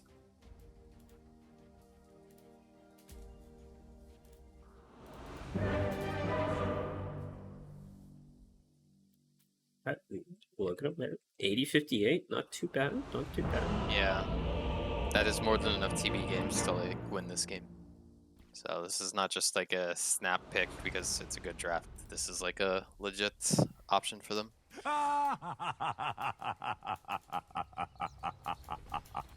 All right. Well, we've got our heroes here all picked up, all looking shiny in their cosmetics. Rusty on the Jakiro, Soulfire on this Tinker. We talked about the TV Jamokin. Let's see if he can make this happen. Okay, on the Night Stalker here, the Snapfire. Fufexo. Looking a little less spiffy, but I'm expecting still a good performance here. We've got Fathomore, Grandmaster on the Invoker there. We saw the badge still showing just for a little bit longer. Naya on the Dazzle. Herbie the Bird on the Slardar. Look at that absolute unit. Frodo on the Pango. And then Onse on the TA up here in the top lane. Went for the Wand in the 3 branches. So lots of starting stats. Yeah, I like this one start. With the with flying tangos out after. I don't think it's like the best, but it always feels good to me. Like it's just like I don't know. Like it's only 6 stats, but which, you know, like it's technically less than like buying 2 circlets and like in 2 branches or 3 branches or whatever, but I don't know. You just have the one the whole game, like, and you get it for free at the start of the game. Always feels nice. Ladies and gentlemen, Yeah, and I mean, you know you're going to be playing into this Night Stalker. This hero's going to be spamming quite a few spells.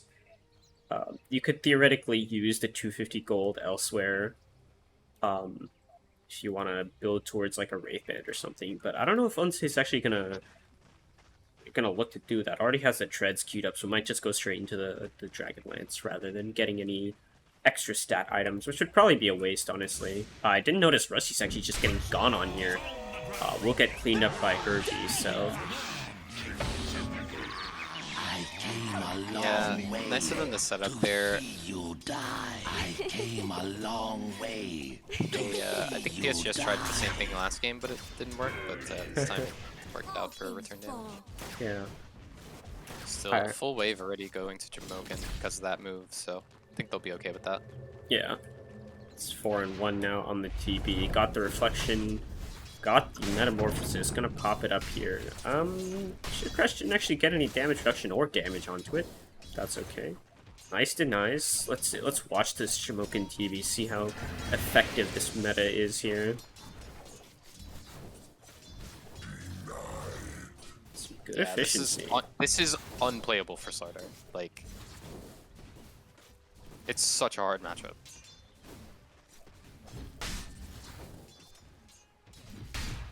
Yeah, 1 CS for the slot armor. Finally got it in.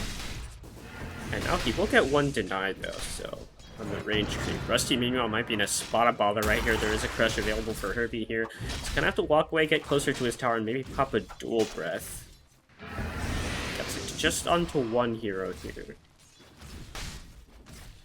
He's in some trouble. There's another reflection if you wanted to continue, but thought that was 9-4 in the mid wave though. And Ulthe doing pretty good up top as well. Dead even with the Night Stalker, which isn't too bad. Yeah. I haven't seen most mid players actually pick up this Tinker recently. It is an older hero for Soulfire and PSGS, but I guess it still checks out. We have did run the old Night Stalker Tinker back in the day, so it is a tried and true classic, which is quite fun. Yeah, it's always gonna have some options in any game. Being able to globally TP is pretty exciting stuff, so.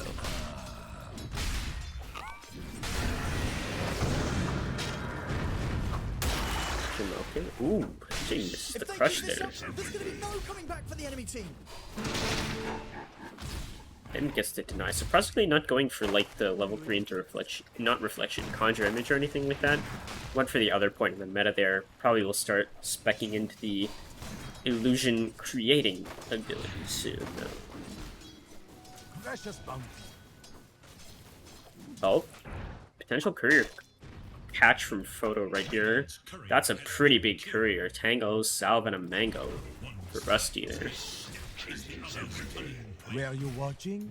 That's how it's done. Still some voice lines. Not too much of a loss.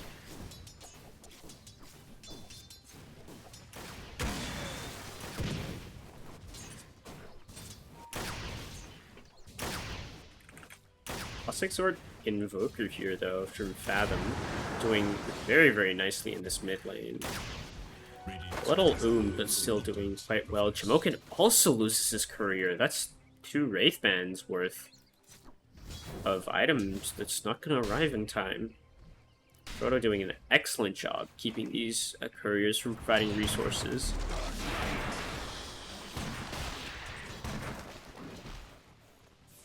Radiant's courier has been killed. And how? What? Where was that creep? Yeah, oh, the creep wave. The creep wave got it. Oh my god.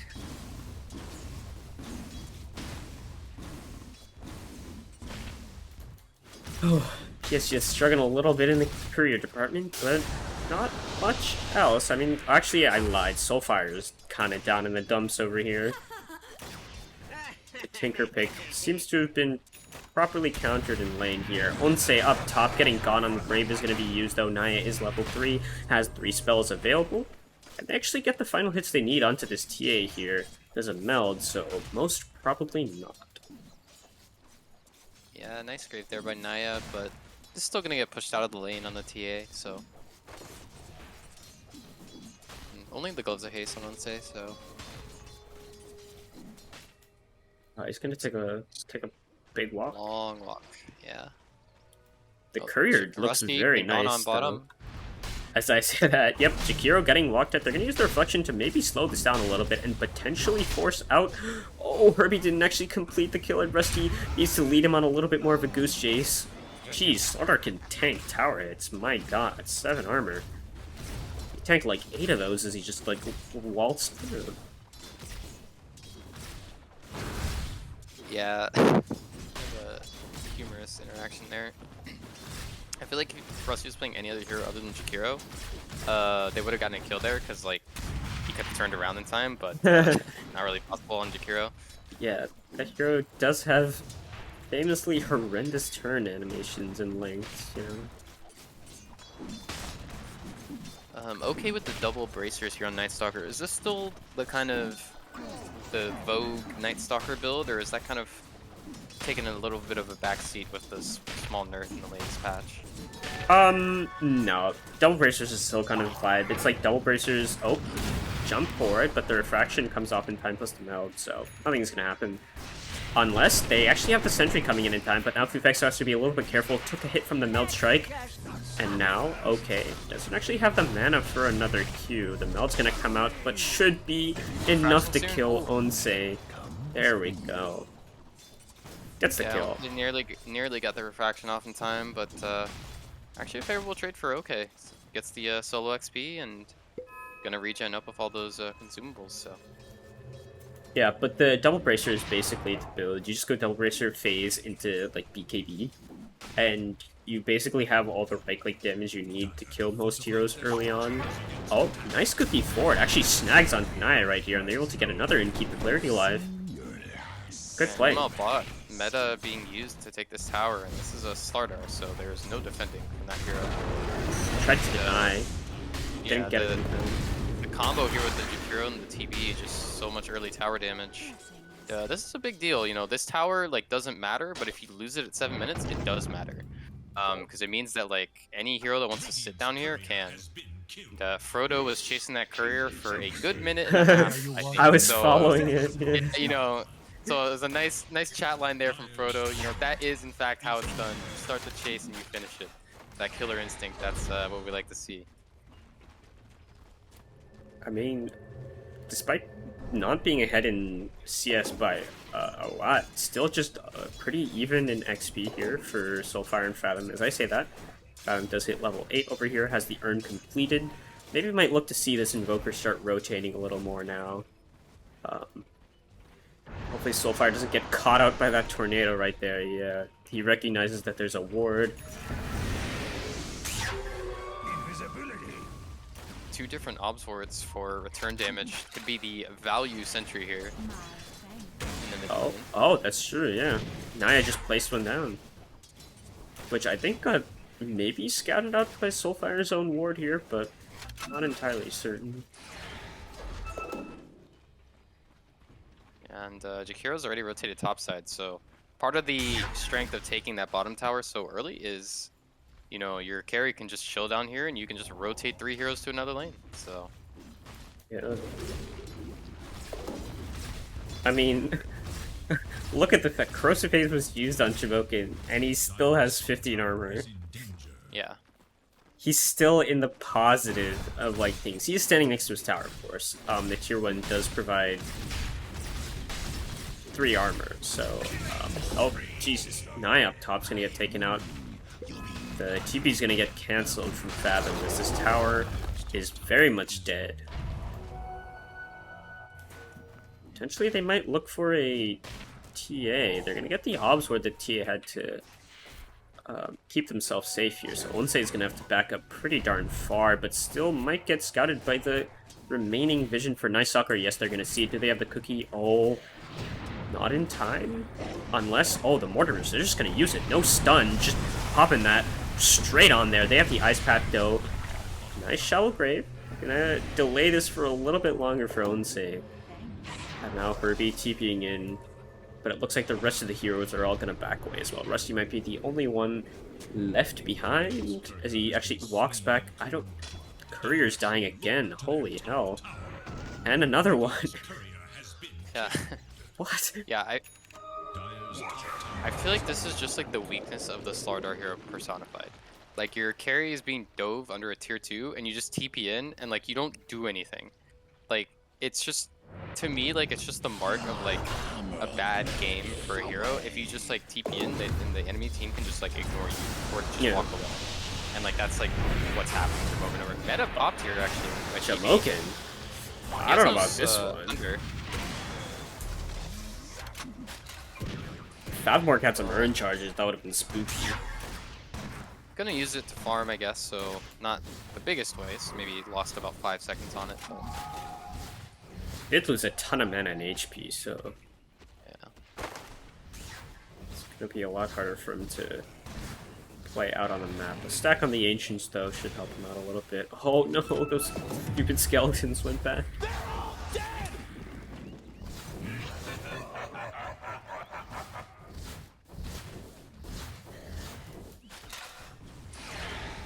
Soulfire getting kind of close to that blink there. It's gonna be the timing #1 for this Tinker right here, but farm's quite slow without that. yeah. I mean, Tinker, like the Tinker pick hasn't been amazing this game, and Invoker definitely won in lane. But you know, the mid tower has been defended, and I feel like that's all you can really ask out of Tinker.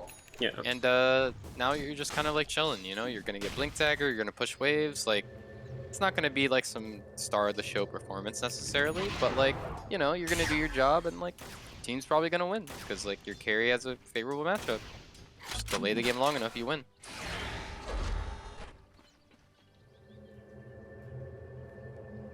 This hero's so weird to watch.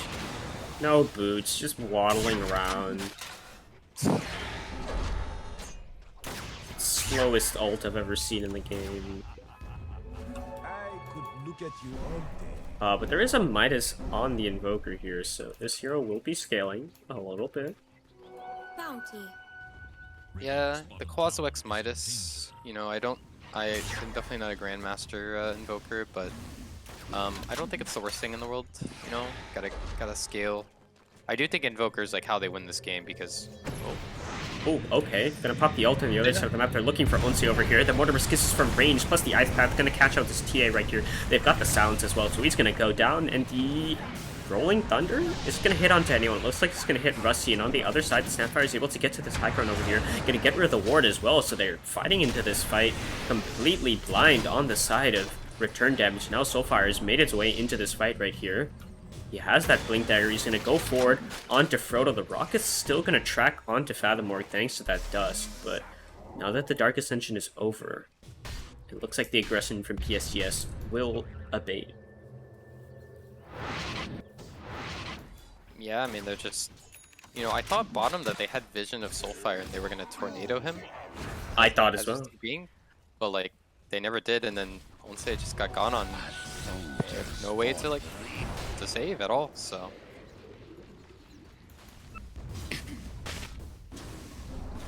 They'll have Blink on Slardar soon, but I mean, Terrorblade's already invading your jungle, and like again, you can't even kill these illusions. Like it's like really, like it takes more time to kill the illusions than to just ignore them, but you don't want to ignore them either.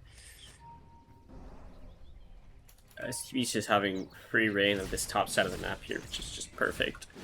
And the thing is, PSGS is kind of fine with this like ebb and flow right now.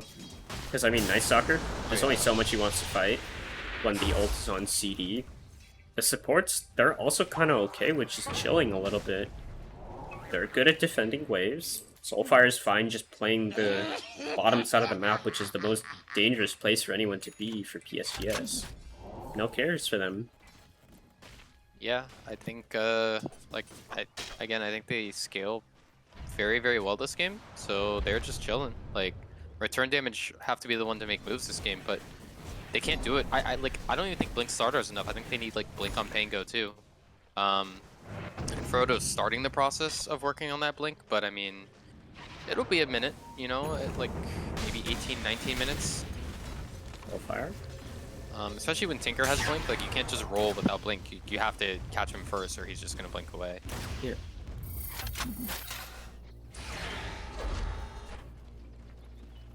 Even got the 1 point in the defense matrix now, has the levels for it. Oh, they're gonna pop the roll, and now they're gonna jump in onto the Tinker right here. They're gonna have some dots coming through, a mini Sunstrike as well from Fathomorg. That's level 2 Exort. But now, okay, gonna pop that ult. Looking for someone right here. The Mortimerskis is coming out, and they're gonna clean up Naya first, and now maybe Frodo, or are they gonna go for the starter? It looks like they're gonna go for Frodo here. Gonna get caught by the Ice Path. Rusty's actually been pretty darn on point with these. He gets the kill. Yeah, nice turn there. I think Soulfire is okay with that def. I mean, again, your Terrorblade's farming topside. You force 4 heroes to the area. I mean, once again, I've been saying it since the draft, and I will like keep beating this dead horse, but like, TB beats TA. So anytime these two heroes, like it's like a 4v4 and the 2 carries are farming, PSGS are winning the game. And like, for the first 60 minutes of this game, that's pretty much been the story. Like, TB and TA are both getting farmed, but only one of those heroes actually wins the game for their team. Yeah. And I mean, Jamokin... Oh, sorry. Yeah, I think return damage can get there. Like, they're gonna smoke up now, you know? Like, they can get into this game for sure, but they need Blink on Pango, I think. They're gonna look for the TP, or potentially the Tinker. He has no Sunder. He actually sundered Soulfire, I think, to stay on this part of the map, I think. Yeah, they pinged out the illusions, so they know he's in the area. Jamokin, run. You know they're there. Just TP. Don't be greedy. Just TP. Don't be greedy. Oh no, he was greedy. He's gonna get caught up. They are gonna lose Frodo on the other side of the map, but definitely the more valuable kill for them. Yeah, and that's a nice turnaround there. Soulfire's gonna TP in just to protect the wave, but that's the start of a comeback. That happens a couple more times. Then we'll talk. Infato finding Rusty mid. Oh. Nice ice wall. Yeah, that's a good catch there. The Urn, Sunstrike, just not enough damage. Grandmaster for what? Did not calculate the perfect amount of Urn charges and Sunstrike, evidently. Yeah. But no, that's unfortunate. Oh, nice instant silence from OK. Thing is, Fathomorg's still ahead in net worth over everyone. That's still kind of impressive. TV was set back a little bit by that kill, but TA's been ganked successfully twice so far. And oh, whoa, that was a little confused. But still further ahead and has that important Dragonlance Deso timing. Yeah, it looks like Manta on TB very soon, but possibly. Oh, they used the Mortimers straight up. Yeah, there's a DD on this TA if Onte can get out. Yep, looks like we'll be okay. Nice smoke as well. Do they just go straight for Roche? I think they do. Yeah, I don't hate it. PSGS has very little. You do it absurdly fast with the stealth damage, and there is Night Stalker ult if they have an idea of this going. Yeah, no, this is absurdly fast. They are gonna maybe get mid tower for this, so it's gonna be the fight that comes afterwards if they're able to make this happen. They do have a blink just picked up on the Night Stalker right here. The DD from TA onto the high ground through Vex, so oh my god, almost goes down, and now they're gonna take out Kirby very quickly under the cover of that silence. Now the Rolling Thunder coming through, but the Metamorphosis, the amount of damage it's doing to this Pango is too much. He's getting caught on the wall. He's gonna have to get shallow graved as he goes back in, unfortunately, but still into the waiting arms of PSGS and now Fathomorg. Do they have a silence up in time from the NS? They do not. The Tornado's gonna buy himself a little bit of time, but he has another Q coming out. Okay, tried to dodge out the stun, but Naya will have to give their life away to save Fathom. And the Rockets? Oh my god. Is there a Ghost Walk? There is in time, if Fathom feels threatened enough. So still a favorable fight despite losing the Aegis. Yeah, I mean, taking the mid tower is a pretty big deal, and they just this TB with Manta is like really hard to deal with again because they have no way to deal with illusion heroes. So Yeah. Dazzle's not getting shard anytime soon. yeah. Kirby's looking for someone though. They're gonna get the catch onto. Ooh, didn't even need the Sunstrike. Bash to the face was just Stealing the enough. kill. Dodges out the tornado, but you still have corrosive haze on you, so there's not a whole lot you can go. Yeah, nice return kills there. Definitely needed those. I mean, they still have Aegis on them today, so it's not like the end of the world.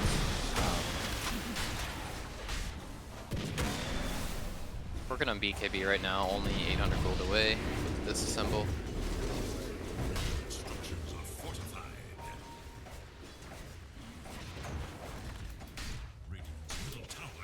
Do you think it's the right play for TAs really to disassemble them? Because I was thinking, because there's a few heroes that do like the Dragonlance disassemble shenanigans. Would you like prefer to do that on the TA when you like the attack range is important like that? I think it depends just. I mean, it depends on a number of factors, but like. Okay. Not looking in the best spot right here. He's gonna pop that silence, but Frodo does have that blink dagger. Oh. Smoking. Has to walk further away. That one of his kills is gonna get cancelled by a very good roll. But now the reflection is onto the Pangolier right here. They're able to clean him up. The meta's gonna get popped, but a great ice wall slows their advance. None of their heroes are able to go further. Can Naya get taken out in time? No. They didn't have vision. Yeah, I think they'll take that overall. It's a good fight for them. Yeah, I think BKB is just, I mean, it's literally just a timing thing. So if you think you need, because TA farms about 500 GPM, maybe 600, 700 GPM around the time that she's farming BKB. So like, if you don't think you need it in the next 2 minutes after you get the gold for the recipe, it's more so that like if you look now in inventory, like it's Dragonlance plus Mithril plus recipe. So you get those items first, and then if you need it, you just disassemble instantly in a fight. So when I say like, oh, she might need it right now. Like, yeah, so this theoretically Aegis? but they should be able to get it in time, or I guess not. They're actually gonna just take all these heroes down. They didn't have the rest of their squad here, PSGS, going into 3v4. So yeah, and there's another DD. But yeah, if like TA did not have Aegis there, you would disassemble as the fight starts, so you have BKB. But obviously not doing that time around. So it's more so like when I say they have BKB, it's not necessarily that they're going to, but that they have the option to. just have it available if they need it. Yeah, makes sense. But I mean, the actual BKB is here with the Dragonlance, so and they can they have poke 50 high seconds ground. with the DD. There's no nighttime wall for 80 seconds. Oh, Kirby going in, looking for Rusty right here. Gonna get caught under the tower here with the fortification, so there's a lot of tower hits coming out for this Slardar. It's gonna die to the EMP though. Gonna get outstrung by the Rolling Thunder. They will get Herbie. And Fathomore walking in. Oh, what a ballsy ice wall. Just keeping them locked in their base here. The Mortimer's is the only thing that's gonna be raining down from afar, but not gonna hit out onto anyone. Oof, that was definitely a ballsy series of plays, but I mean, well executed overall by return damage. Only lost the Slardar, quote unquote. Got half damage to the tower, which against the Tinker is, you know, pretty legit. You do that a couple more times, then that fabled high ground defense doesn't seem as scary. So. Too shabby.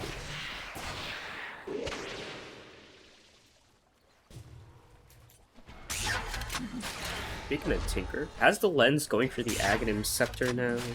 Is that still AoE laser? Oh, it's bounce. Okay. No, it's yeah. Because AoE laser is built in. Okay. I haven't seen this hero in such a long time, but Soulfire's been kind of quiet this game. 1-1-4, not really the most impact just yet. I assume once the Shrink Ray comes into it, then Slaughter is going to be having a little more of an issue. Still going for that BKB anyway, so It's quite nice, but the mischance very, very potent against the corrosive return damage.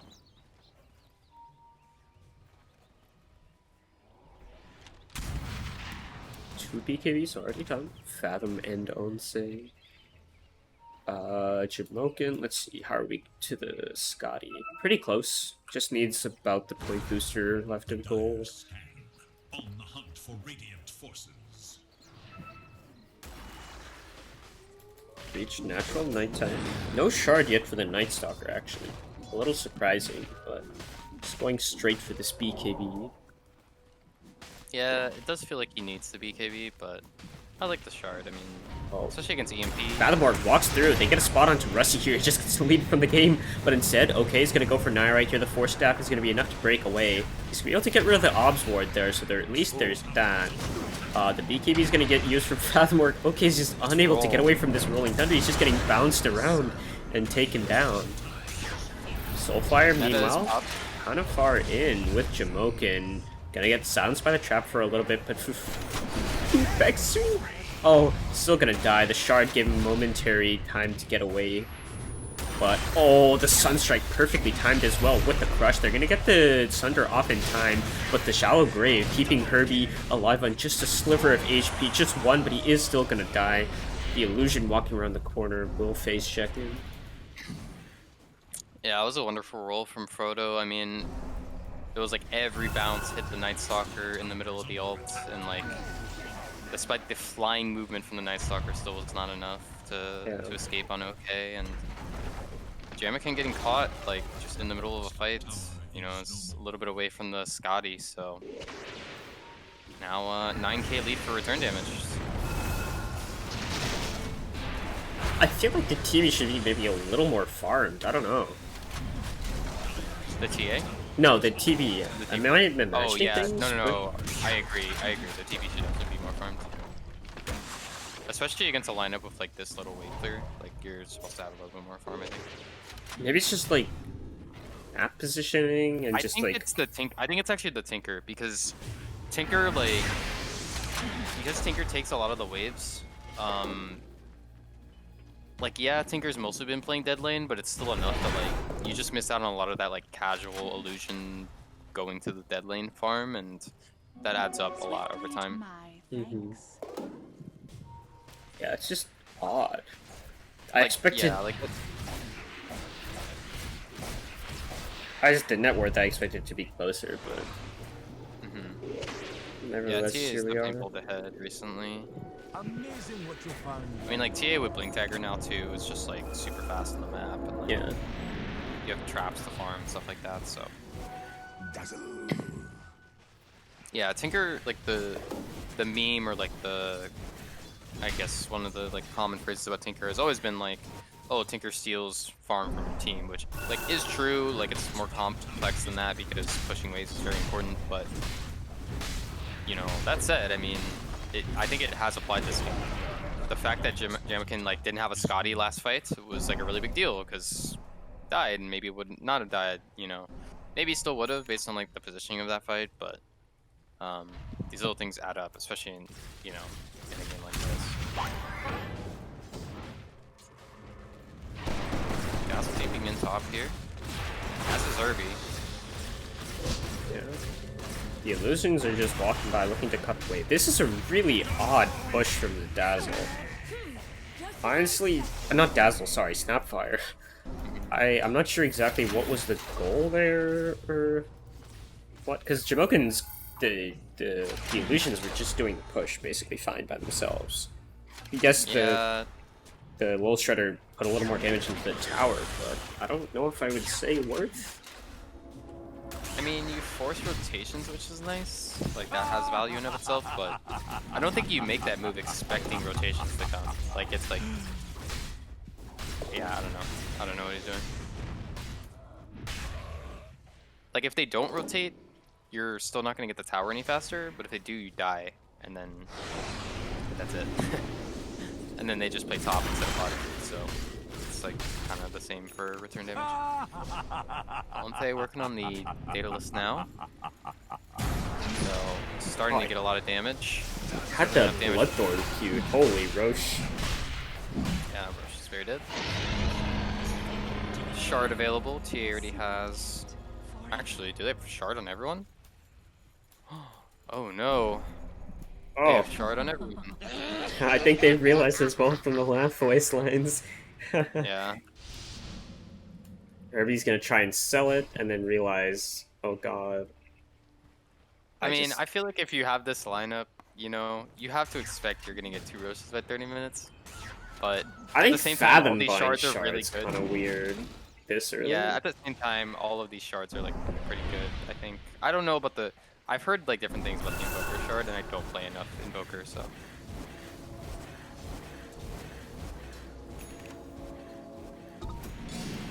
Now PSGS kind of locked in their base. Somehow a TV illusion made it to mid, but was able to cut the wave just a bit. I could look at you all day. Yeah, I mean, you know, it's like a rough game when like even Tinker doesn't feel safe to go onto the map, despite the ability to like blink in the trees a billion times in a row. So, return damage will keep choking. I mean, you know, TB is still good against TA, but at this point, if we start to talk about 1 item difference or 2 item difference, it's a completely different story.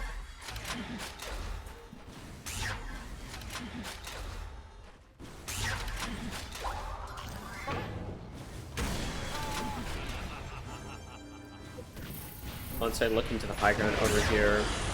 I had some good range there thanks to that ether lens, but oh my god, okay. That did feel quite a bit of high ground defense. Waterworks Kiss is coming through, but the blink away in time, not actually gonna hit onto anything.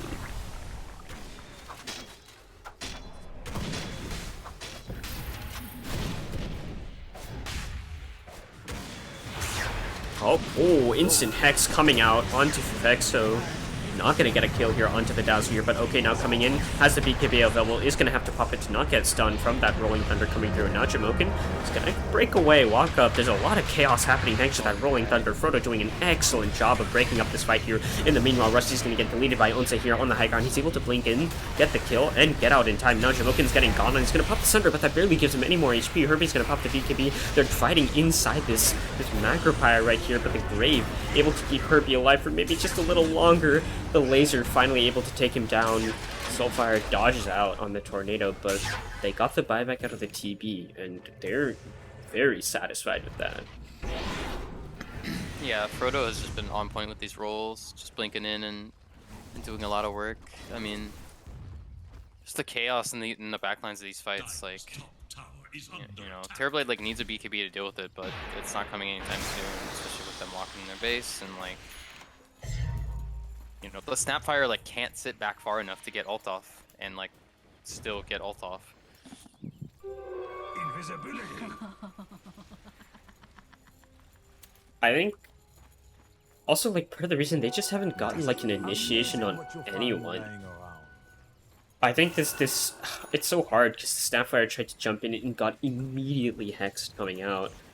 Yeah. But it just has to be the job of, I think, the Night Stalker to get on top of the Pango, but then you also want to go on the Dazzle, but then you're also good like going on the Invoker, but the Invoker has BKB. It's such like an odd circumstance, I think. Yeah.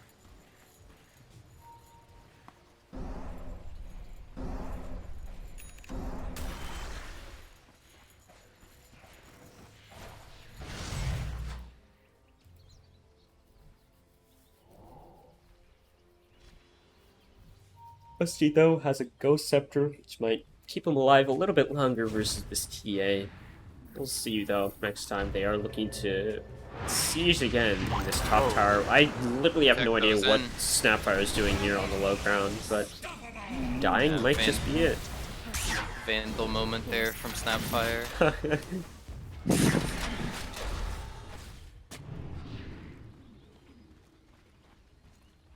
Looks like they're actually just gonna chill for a bit. Maybe fix these lanes, choke them out a little bit more. As Frodo has just been solo pushing out bottom, has a Basher going Ags.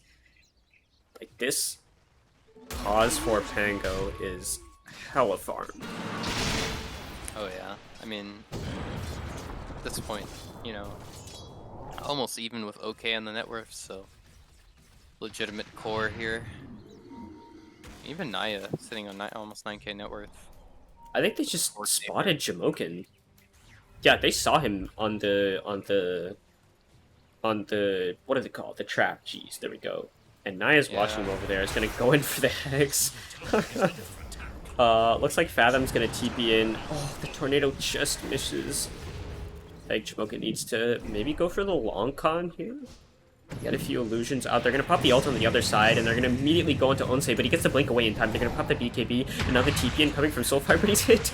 Oh god, he got knocked away thanks to that Rolling Thunder and just deleted in a hit or two there. And now Frodo causing absolute chaos. There is a BKB coming out from Jokin, but he gets hexed up. He was already disarmed as well. He's gonna have to pop that BKB, but he's getting bashed. He can't do anything. That's a disaster for PSGS, and they're gonna lose some serious real estate here on their high ground. Yeah, I mean, despite the early start, you know, and there was a point in the game where Frodo was like 600 gold towards Blink, like, you know, Terrorbladed one lane, the TA was getting hunted down, but PSGS never were able to convert that into anything. Going forward with the melted Soulfire, dieback, he's out of the game, and they have no heroes left. Omfe did a fantastic job of recovering, and yeah, it felt like PSGS never were able to shut the door on return damage, despite that like massive early lead. And once Pango got blinked, completely different game. And you know, some great scorelines from Herbie and Omfe, but MVP of this game has to be Frodo. Just fantastic play on the Pango game. Yeah, absolutely dominating on that Pango. I don't think I've seen roles that good in a very long time. Onse will actually get Onse kills at the very end of that game, so props to them for netting their name worth in kills, but... Full to 0. Yeah, just it's really strong from return damage. I was hoping for maybe a more like, I mean, I think it was. I don't know if I could call it an even game. It kind of was early on, but I think I never had like there was always this like, I think this dread from PSGS that like return damage was like slowly chipping away at them. I don't know. It was just a strong showing. Yeah, definitely a strong showing from return damage. I mean, gonna be an exciting BO3, hopefully a full BO3 between return damage and FrostFire, because both teams looked fantastic in their opening series today. Yeah, I'm hoping for a really solid series there. Yeah, the Omfe versus Fume, carry versus carry matchup, both of them made a habit of dominating games, and we'll see which one wins it out. One manages to get it there. I mean, on the flip side of the bracket, let's see what's that at right now. Looks like Walk Like You Talk and Bazinga Boys currently playing match number 1. So we will actually be taking a bit of a longer break now this time around, and sending you all over to Zen's stream, and then we'll be back after that series for the final series of the night, which will be return damage versus FrostFire Simps. There we go, the one we were just talking about. But yeah, do you know the exact time that the that match is happening? I think it was 9:30 to 10, but that's what's expected, but it's also only going to happen once the Bazinga Boys Walk Like You Talk series has ended, so... Oh, okay, gotcha. Probably around, like, I would think, depending if it's a 2-0, probably, like, 10. So just keep an eye out. Sen will probably send you all back here anyway. But this is the Dota that we have for you right now.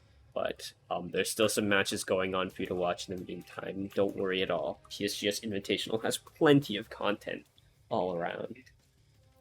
But with that, we're going to go to a break and then a raid soon to send you all over. I don't know how it works with the delay, so I'm not going to do it just yet and interrupt the game. Yeah, but, I have no idea how it works either. But we'll give you a little music, and then we'll send you on over. Hope you have some snacks ready to catch the rest of the Dota. Hope you enjoyed. Yeah, see you all soon. Yep. See ya.